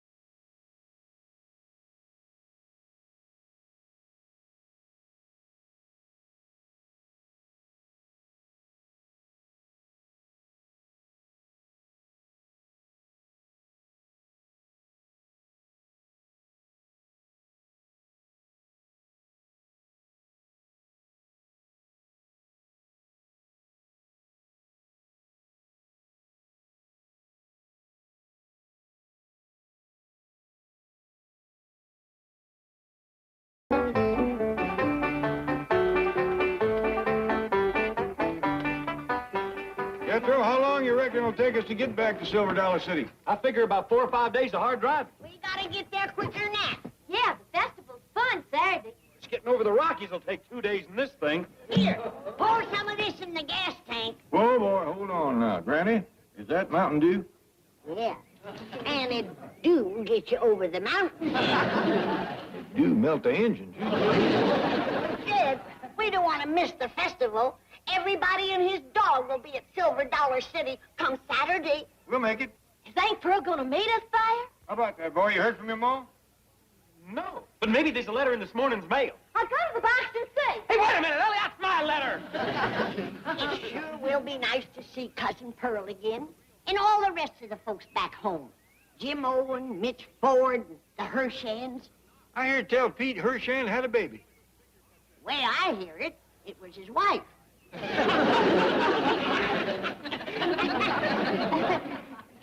I guess that is pretty old, ain't it? That's older than both of us.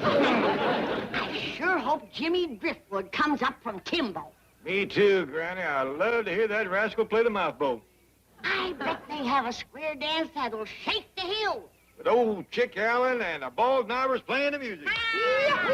Swing your quickly, one and all. Swing your quickly, run the hall.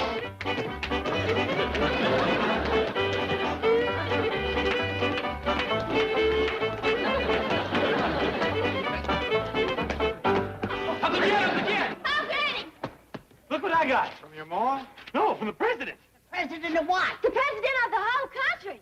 You got a letter from Jeff Davis? Randy, I keep telling you, he ain't the president. I don't get into that scrap. Let me see, boy. My doggies is right, Granny. It says, the President of the United States to Jethro Bodine greetings. What does he want with Jethro? He wants me to join the armed forces and fight for my country. Can I join too, Pa? Well, he didn't invite you, he just invited me. Well, I can fight better than you. You can't neither. I can too. Can't. That's enough of that. According to this, Jethro, you ain't got but a few days to report. Yeah, next Friday. Well, you'll be driving us to the festival next Friday. Now, you go in there, call the president, and tell him you're too busy. Now, wait. If he was kind enough to send greetings and a personal invite, the boy ought to show up on time. Well, how are we going to get to Silver Dollar City? I'll call Miss Jane, have her put you and Ellie on an airplane. Aren't you coming, Pa? I think I'd best stay and see Jethro gets into the Army proper. You mean Ellie and me ain't going to have no men folks to protect us? You don't need no protection. Jed, have you forgot what kind of men come up from them hollers at festival time? Why, even a woman at my age ain't safe from them bold rascals. Why, they's liable to grab me and kiss me and... Let's go call Miss Jane. She's likely to want to go with us. Jethro is joining the Army? Well, he's received his induction notice. Well, don't worry. I've got some friends in the draft board. I'll call and use my influence. I'll make sure they take him. In the first place, Jethro is anxious to serve his country. He's just trying to decide which branch of the service to apply for. I was in the Quartermaster Corps myself. Made sergeant. Ran a little lending service on the side. You never saw combat, did you? Me? I went through some of the bloodiest fighting of the war. Got shot at a dozen times. But you never went overseas. When you lend money to soldiers at 40%, you don't have to. Mr. Clampett. Howdy. Miss Jane, I put the women folks and the suitcases in your car. I sure do appreciate this. My pleasure, Mr. Clampett. Are you going back to the hills with them? Well, they did invite me, but it's really up to Mr. Drysdale. Oh, I'd love for her to go, but it would cost me $300 a week to replace her. $300? Is it my fault you do the work of 4 women? Certainly is. Mr. Clampett, are you coming to the airport with us? Well, no, thank you. I got to talk money with Mr. Drysdale. Oh, yes. Well, you run along. Well, going to deposit a little money, eh? No, I'm going to draw some out. Oh, it's a beautiful drive to the airport. Well, I know it is, but I need some money for Jethro. Oh, I see. A little pocket money for the soldier boy. Well, I'll take care of that. Now, let's see. His allowance is 50 cents a week, right? That's right, but And you want to give him a raise, reward him for his patriotism. That's a good idea. Let's show him how proud we are of him. We'll give him 60 cents a week. What I had in mind... Now, don't overdo it. After all, the government pays his expenses and gives him a handsome salary besides. Yeah, I heard tell it costs the government $35,000 or $40,000 to train and equip each boy. Right. Of course, in Jethro's case, it'll cost more. They have to feed him. Reckon $50,000 to cover it? Oh, I think so. Okay, that's what I want to draw out. You told me that the government up in Washington was hurting for money and deep in debt. Yes, but... Well, I can't let the government pay for Jethro when I got all them millions just laying here in your bank. But you just can't. People, you just can't. Well, that's Jethro back from the studio. He went over there to look at all the different uniforms. In here, boy. He figured that'd help him decide which branch of the service to join. How do you like it? Steady iron hat. You get you cornered, you can butt your way out. Jethro, that's the uniform of a Prussian field marshal. Hot dog! If you show up at the induction center wearing that, they'll think... I like it. It's great. Now go right over. And when you walk in, give it this. Tell them Bismarck sent you. I ain't decided on this one for sure. I got a whole bunch of other uniforms. Well, let's see them, boy. Oh, yes, sir. All day. What's the problem here? You having trouble with this soldier? You can be shot for disobeying a general. It ain't that. I can't have a woman in my tank. You want people to think I'm a nut? Certainly not. Then you be my crew. But I'm not in uniform. There's plenty of uniforms in the tank. You can be a Prussian field marshal. Now, come on, hop in. I'm not going. Are you disobeying a general? Okay. It's just a short trip. That's what you think. We's going to Griffith Park. Oh, sure. Just make a right turn as you go through the gate. We ain't going through the gate. We's going out the back way and cut across country. General, General. What? Nothing. Nothing. You and the field marshal have a nice trip.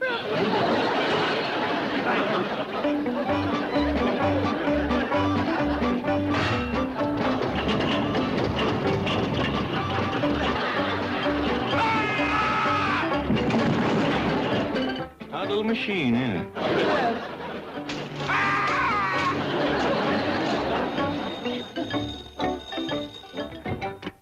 Hello?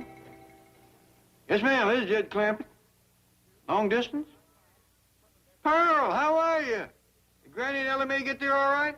Yeah, Cousin Jed, the three of us is just fixing to leave for the festival. I sure wish you and Jethro was here. Me too, Pearl, but I reckon Granny told you about Jethro. Yeah. She says Jethro's been offered a job by the government. No, she didn't say what kind of job. But... Just a minute, Jed. Verna Bradshaw, you get off this line. I know you're there, I hear you breathing. And I ain't gonna have you blabbing to everybody in these hills who I'm a-talking to, so hang up. After all, what I've got to say to my rich cousin Jed in California, who lives in a mansion in Beverly Hills and has $70 million in the bank and just got back from his castle in England where he's known as the Earl of Clampett, is none of your business. Well, now, Pearl, getting back to Jethro. Oh, yeah, Jed. I want to hear all about that fine government job my big, handsome son with the 6th grade Beverly Hills education is going to... Verna Bradshaw, that is the rudest thing I ever heard tell of. What'd she do, Pearl? She hung up. Pearl, the men is streaming by your house on the way to the festival. I'm talking to Cousin Jade on the telephone. Oh, Pearl, they're coming up out of the holler by droves. Big, old, good-looking rascals, too. You want to say hello? Hello? Hello out there. Granny, I mean to Cousin Jed on the telephone. Hello, Cousin Jed. Granny, you come over here. Oh, all right. Ellie! You go out on the porch and slow them down. Now smile real pretty. Try and break their stride. They's walking too fast. Yes, ma'am. Honey, your pa's on the phone. Say howdy to him. Oh, yes, my Pearl. Oh, here comes that good-looking Walter McKeegan. Walter! Granny, you stay away from Walter McKeegan. He's mine. Howdy, Pa. Howdy, Ellie. Sounds like Granny and Pearl's after the same feller. Yes, sir. They's fighting out front. I'd best go help the loser. Who's losing? Mr. McKeegan. All right, honey, you all have a good time now and tell Pearl not to worry about Jethro. He's doing just fine.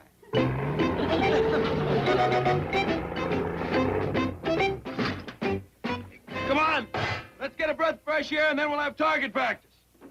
Ah! Watch that, Von Hindenburg! Sorry, General.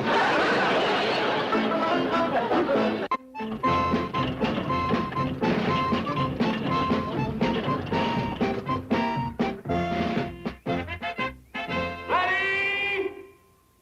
Aim! You haven't got a shell in this gun, have you? No. Thank goodness. I wouldn't want to be in here.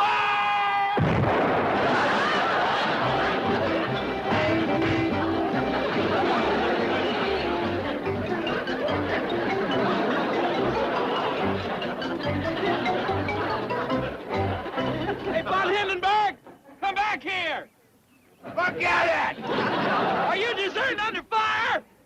You bet! You can't get away from me! I can follow you anywhere in my tank! Oh, yeah? Well, let's see you follow me across the lake.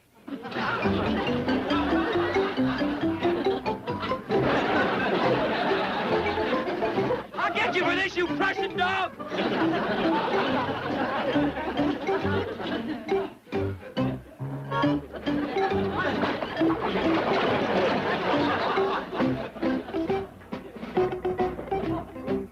Yep. Sure enough. There they are. Tank tracks. Heading right off into the woods. Now, hold it, Fred. This is just the kind of thing that got you and Tony split up. These wild reports from Griffith Park, like seeing Robin Hood. But we saw him, Charlie. I swear it. Just like you see these tank tracks, huh? Yeah. Well, that could be a bulldozer. They're cutting fire roads all over here. But the park ranger said he saw the tank. Get me that clown on the horn. I'll talk to him. You know, they shouldn't leave those fellas alone up in those towers for so long. Gets to them. Okay, Charlie, you're patched into the ranger. Thanks. Hi. How are you? Say, about the report. What's that you say you're looking at? A man in uniform, in a small boat, crossing the water, about to be shot at. Tell me, is General Washington standing up, or is he... Oh, a German field marshal in the boat. Looks like von Hindenburg. Tell me, isn't your tower quite a long distance from the lake? Oh, you've got your glasses. What's in the glasses? Okay. No offense. Now, tell me more about the tank you claim you saw. Oh, that's what's just about to shoot at von Hindenburg. I see. I didn't get that. Who's driving the tank? General Patton.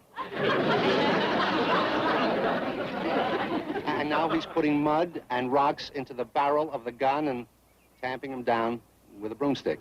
I see. Now, look, you just sit tight, and we're going to have you airlifted out of there. Man, he has really gone ape. He was right about Robin Hood. Oh, come on, Fred. Von Hindenburg in a boat, General Patton in a tank, getting ready to shoot at him. Let's get an air medic in a helicopter and...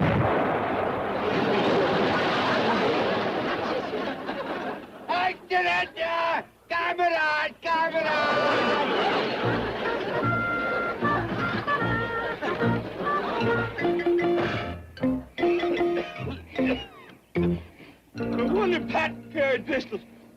Shooting that cannon off is murder. Okay. Now, you see that stump across the lake down by the water there? Yes. Well, that's your target. My target? I'm not going to shoot this thing. Are you fixing to desert again? No. Okay, well, you get in there and button up. I'm going to get in the boat, row across the lake, and see how good you do. Yeah, you do that. Clear across. Then hide behind some trees.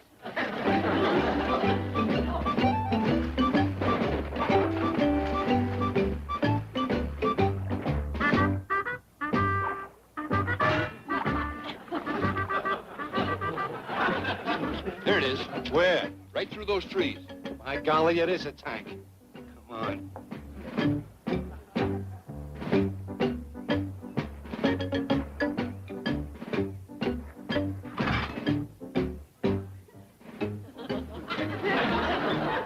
It's von Hindenburg.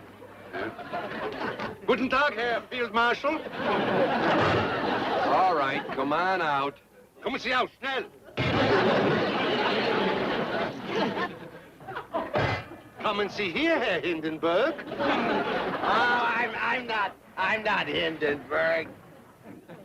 Hey, that's the nut was playing Robin Hood. Really? And he'll claim that he's president of the Commerce Bank of Beverly Hills. Don't let this uniform fool you. I'm president of the Commerce Bank of Beverly Hills. Ja, und ich bin Kaiser Wilhelm. Was gibt es Neues? I'll show you.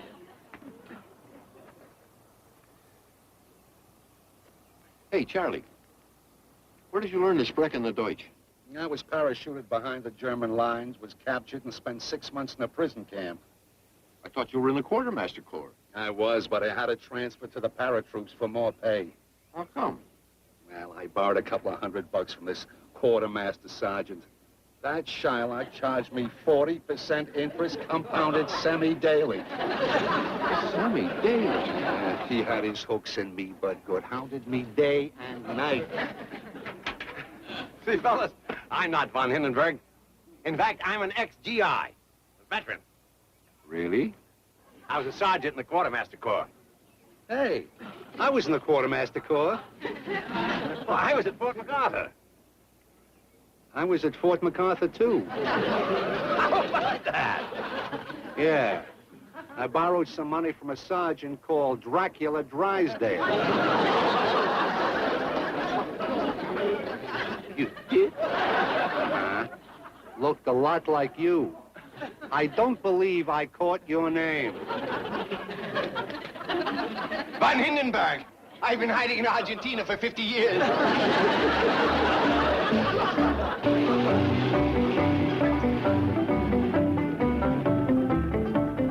How'd it go, boy?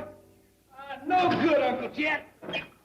My crew deserted me. I'm gonna turn this thing in and get the truck back. You drop me off at the sheriff? Oh, sure. Come on, hop in. I gotta take $2,500. Well, what for? Well, 500 is for Mr. Drysdale's bail. And 2,000 is what he owes. Boy, I ought to shoot that Mr. Drysdale. If we don't get this money down there, there's a fellow named Charlie gonna do it for you. Right on, boy.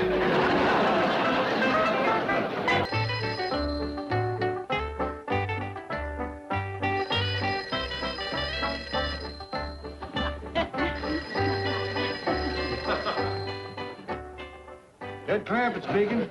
Good morning, Mr. Clampett. Are Granny and Ellie back from the hills? No, but they's due any minute, and I sure will be glad to see them. Keeping a wild animal fed is quite a chore.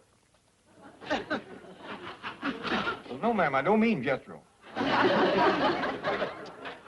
Ellie left me with his grizzly cub, but he goes after victuals a heap like Jethro. You ever burp a bear, Miss Jane? Burp a bear? Well, no, Oh, good morning, Chief. If that's a personal call, leave 15 cents. If you'd like me to come over and help, I have had some experience handling beasts. Well, that's real nice of Miss Jane. I thought you took that tank back to where you got it. I did, Uncle Jet. But when I seen the kind of respect the tank general gets, I had to buy it back. You should have seen him saluting me at the airport. Soldiers, sailors, Marines, Air Force. Granny and Ellie. In the tank. Jed, fetch my medical bag. Are you hurt, Granny? No, it's for the general. I ain't hurt. I ain't down there yet. Now, Granny, Jethro's going in the army. Let's be easy on him. Jed, do you know what that boy put Ellie and me through? There ain't room in that thing for 4. I ain't neither. Did you say 4? Yeah, we brought you back a surprise. Come on, Pearl. Oh, Pearl, come with you. Well, that's what we call her. Come on, Pearl. I'll take Will. Granny, he'll be examined by an army doctor. Oh, no. It was one of them goomers that killed Jed's cousin. An army doctor? High-ranking one, too. General Peritonitis. General Peritonitis isn't a doctor. We found that out. Oh, take your clothes off, boy. Granny, the army doctor... Ain't gonna get their hands on that child. To them, he's just a number. But to me, he's Pearl's baby.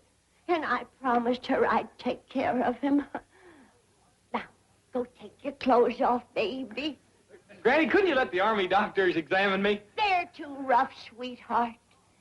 These are the soft, gentle hands of a healer. They's about as soft as a gator's hide. Take your clothes off. How's it look? Oh, Mr. Clampett, don't waste your time polishing this silly little old tank. Maybe you're right. Jethro wants me to buy him a great big brand new one. It's a beautiful thing. Please, Mr. Clampett, don't buy Jethro any more equipment. The Army will take care of that. They'll train him, outfit him, give him 3 square meals a day. They'll turn him... I declare you'll eat anything. Good thing there's a doctor in this family. Now, hold still. I want to look in your ear.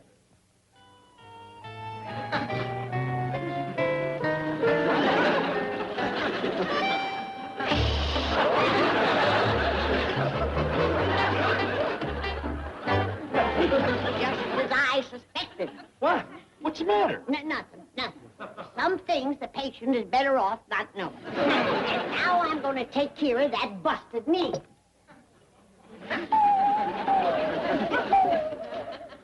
Oh, wait a minute, Granny. Wait. Let the army take care of that, huh? Now, you listen to me, boy. Your Uncle Jed is paying for everything else. The only thing I got to offer is my medical skill. And that's going to be my contribution. Yeah, but what are you fixing to do with the saw?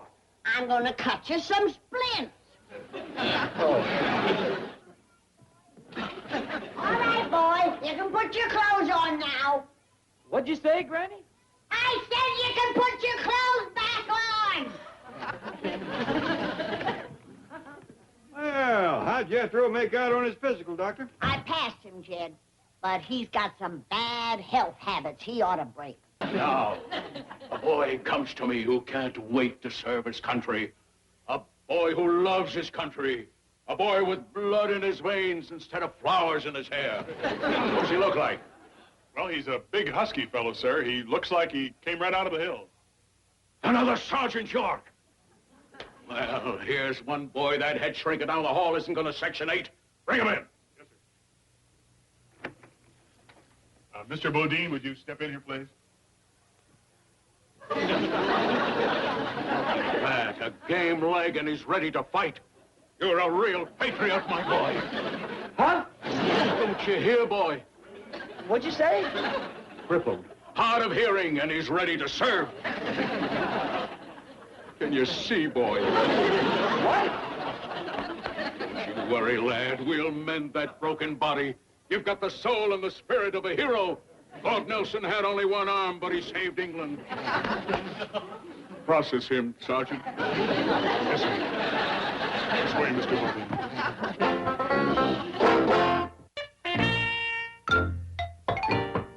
Come in. Good afternoon, Colonel. Well, what are you... Of this kid's reasoning. Now, he wants us to think that he's stupid enough, to think that we're stupid enough, to think that he is stupid enough. Ah, baloney, let me tell you something, psychiatrist.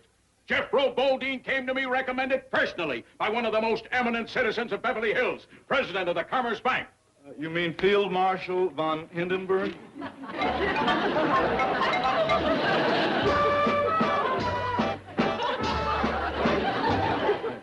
I don't understand this. It's all part of an elaborate plan to keep this boy out of the Army. I tell you, it's brilliant. They have spared no expense. The brain that conceived this idea... Come in! Excuse me, sir. You too, sir. Can I join the Army now and go to the front and commence the fighting? Really want to go, Jethro? Oh, yes, sir. There's just one thing. Sure would like to have me some victuals first. What? Oh, that's what the boy calls food, Colonel. Jethro, sit down, son. Yes, sir. Mark my words. He will walk in here with the wildest so-called family you've ever seen. Ah, you're a cynic. I still say that boy... Right in here, sir.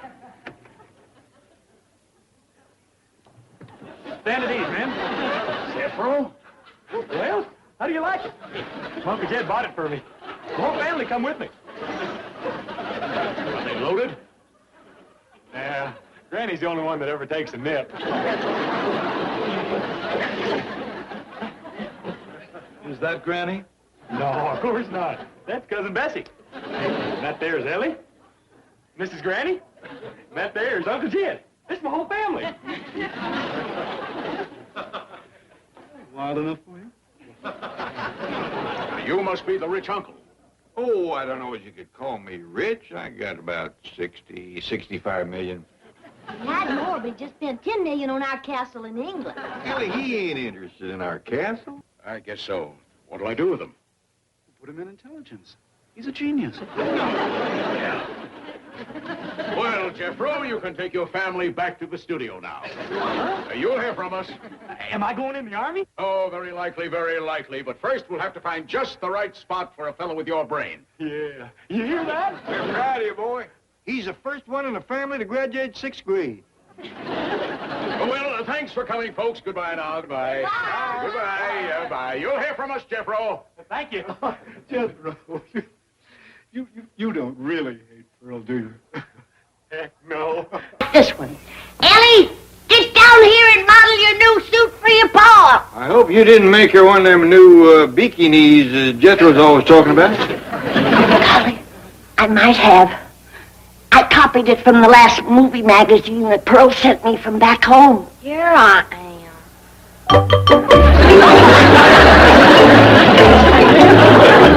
Sure ain't no bikini. It's right off the cover of Cinema Sirene. Clara Bow was wearing it. Granny, I'd he'd rather wear my regular bathing suit. No more bare legs.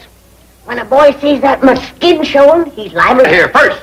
But who are you going to ask? Oh, what does it matter? Some pleasant, nice-looking fellow. I'm going to start by asking Cary Grant. Sorry there were so many checks to sign, Mr. Clapper. Never thought spending money could be this tiring. Before you go, I want you to look at Ellie's new outfit. Ellie Mae! Howdy, Miss Jane. Oh, hello, Ellie. My, that is a nice-looking little dress. Miss Jane, it ain't a dress, it's a bathing suit, and we like your thinking on it. Your honest opinion. Granny, to be honest with you, it's absolutely archaic. See, I told you she'd love it. Oh, I'll get it. Chief.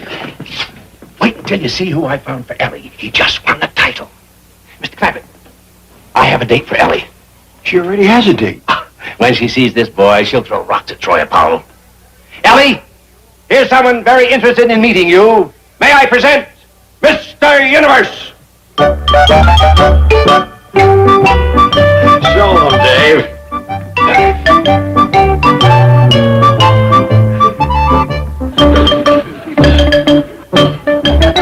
That fella a date for me, Pa? That's right. Kind of unusual name, Dave Universe. That ain't all that's strange. Look at his arms. Swole up twice the normal size.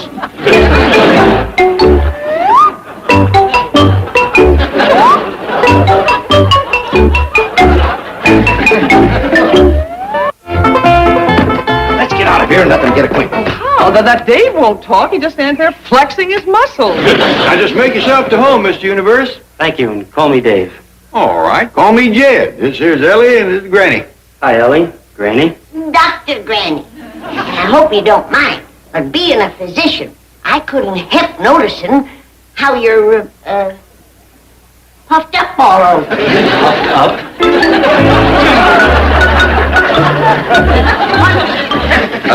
Look, I got a recording session. Why, you haven't even met Ellie. Well, I wish I could. Give her my regrets and tell her to stay with her weightlifting. Maybe it'll help.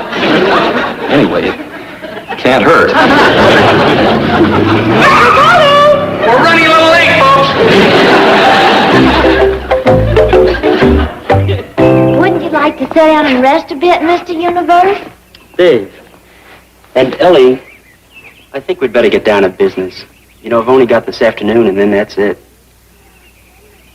And you want to spend it with me? That's right. I want to make you the next Miss Universe. Well, Dave, I know you ain't got much time, but we just met one another. Well, so what, Ellie? I can see you're a beautiful, charming girl. You've got a lovely figure, I think. That's good enough for me. Thank you, Dave. But, I'd better go and see if Granny's got lunch ready. No. There's everything in this book from baldness to bow legs, but not one word about barbell bloat. I notice it's affecting the boy's memory, too. Can't seem to remember his name. Has to have Mr. Universe printed across his shirt. I gotta find a cure for that ailment, but nobody seems to know anything about it. Granny, why don't you try the AMA? Of course. Appodaster's Medical Almanac. I keep it in the kitchen, because it's got a dandy recipe in it for pecan pie. Well, that Mr. Universe just up and asked me to marry him. I should have known this would happen. You in that bathing suit would turn a healthy man's head. Ellie, are you sure? Well, he come right out and said he wanted me to be the next Miss Universe. Next Miss Universe? Then he must be a widower. The boy has had his share of trouble. What am I gonna do? You sure can't marry him. It's a shame, but I gather he ain't long for this world. He said he only had this afternoon, and that was it. You ain't got much time, Granny. Anything on barbells and medical almanac?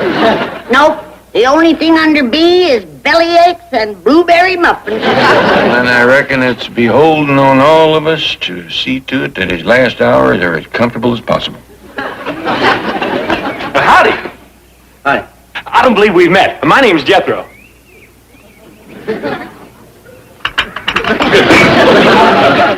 You could have caused a lot of damage just then. Nah. That bar's made of steel. I wasn't squeezing with all my strength. Wait, Jethro. Mr. Drysdale warned. He told me about you. They put you one up on me. I don't know nothing about you. What do you do mostly? Look around and Build yourself a wheelchair.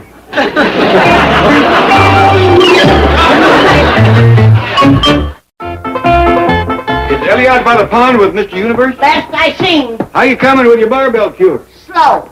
I can't find a new laid buzzard's egg first. There's always plenty of them around, except when you need one. Need it when you need one. Howdy, Jed Clampett speaking. Oh, Mr. Cushion, we ain't seen this Troy Apollo fella. Yes, Troy is here at my bank, Mr. Clampett. See, there's been a little mix-up, but he's leaving right now. Well, Ellie's already got a... Well, I reckon Troy and her did have a date. I'll tell you what. I'll have Ellie meet Troy out in front of the house, and we'll work it out from there. Fine, Mr. Clampett. Well, I'll be talking to you. Goodbye. All right.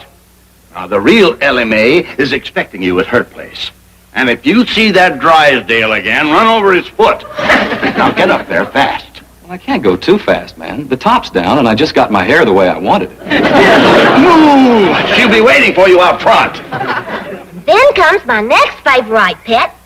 That's Esmeralda, my goat. Ellie. And then my favorite pet of all, Cousin Bessie yonder.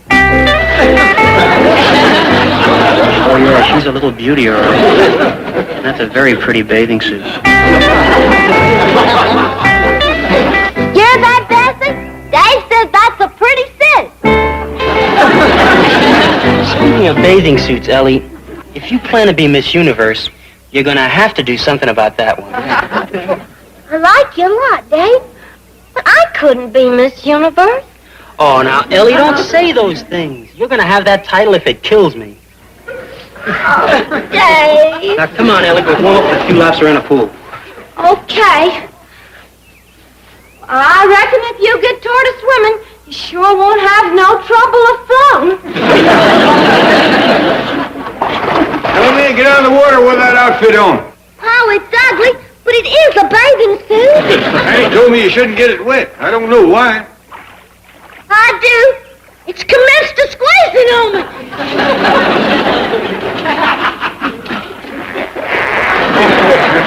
Shrunk. From the sound of it, it ain't stopped shrinking yet. I gotta change. Excuse me, Dave. Any friends of Dave's around? If you are, let out a yell. Quit your bellowing. This is a hospital zone. A hospital zone? I ain't got time to explain. I'm looking for a buzzard's egg. I might have to go outside of Beverly Hills to find one. Well, you're standing in the right place. There's a car coming. Come on, Ellie. All we can do now is hope. Dave is in the hands of a specialist. I want you to take this. Here. Granny, if that's lunch, thanks, but I brought along my own special food. What for? Well, it's all I eat, you know, organic foods like soy biscuits and alfalfa and bone meal, ground kelp. Dave, I think you eat nothing but that kind of stuff. It's maybe the reason you look like you do. Yeah, you're probably right.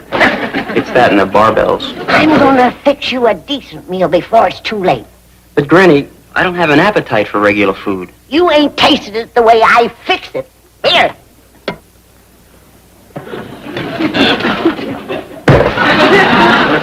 Granny, did you make this? Yeah.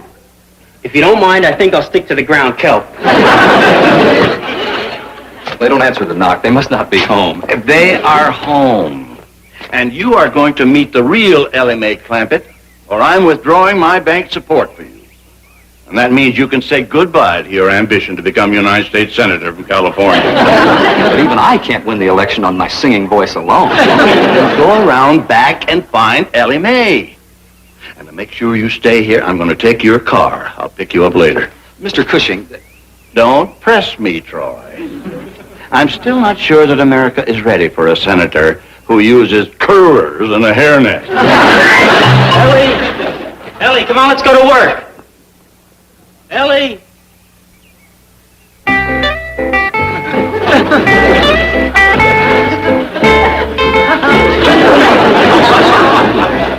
I don't care how much my country needs me. It's not worth taking her out. I don't care if she is a snappy dresser.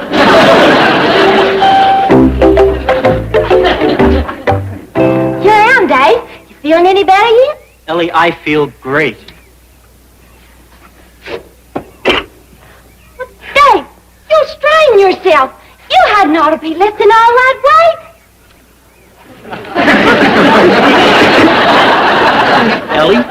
Ellie, where did you get all that strain? Well, Granny says we're healthy because we always eat the right foods. Well, like for dinner, we usually have hog jowls and collard greens and grits and... Ellie, thank you, and I'll be back in a bit. Okay, I'll straighten up while you's gone.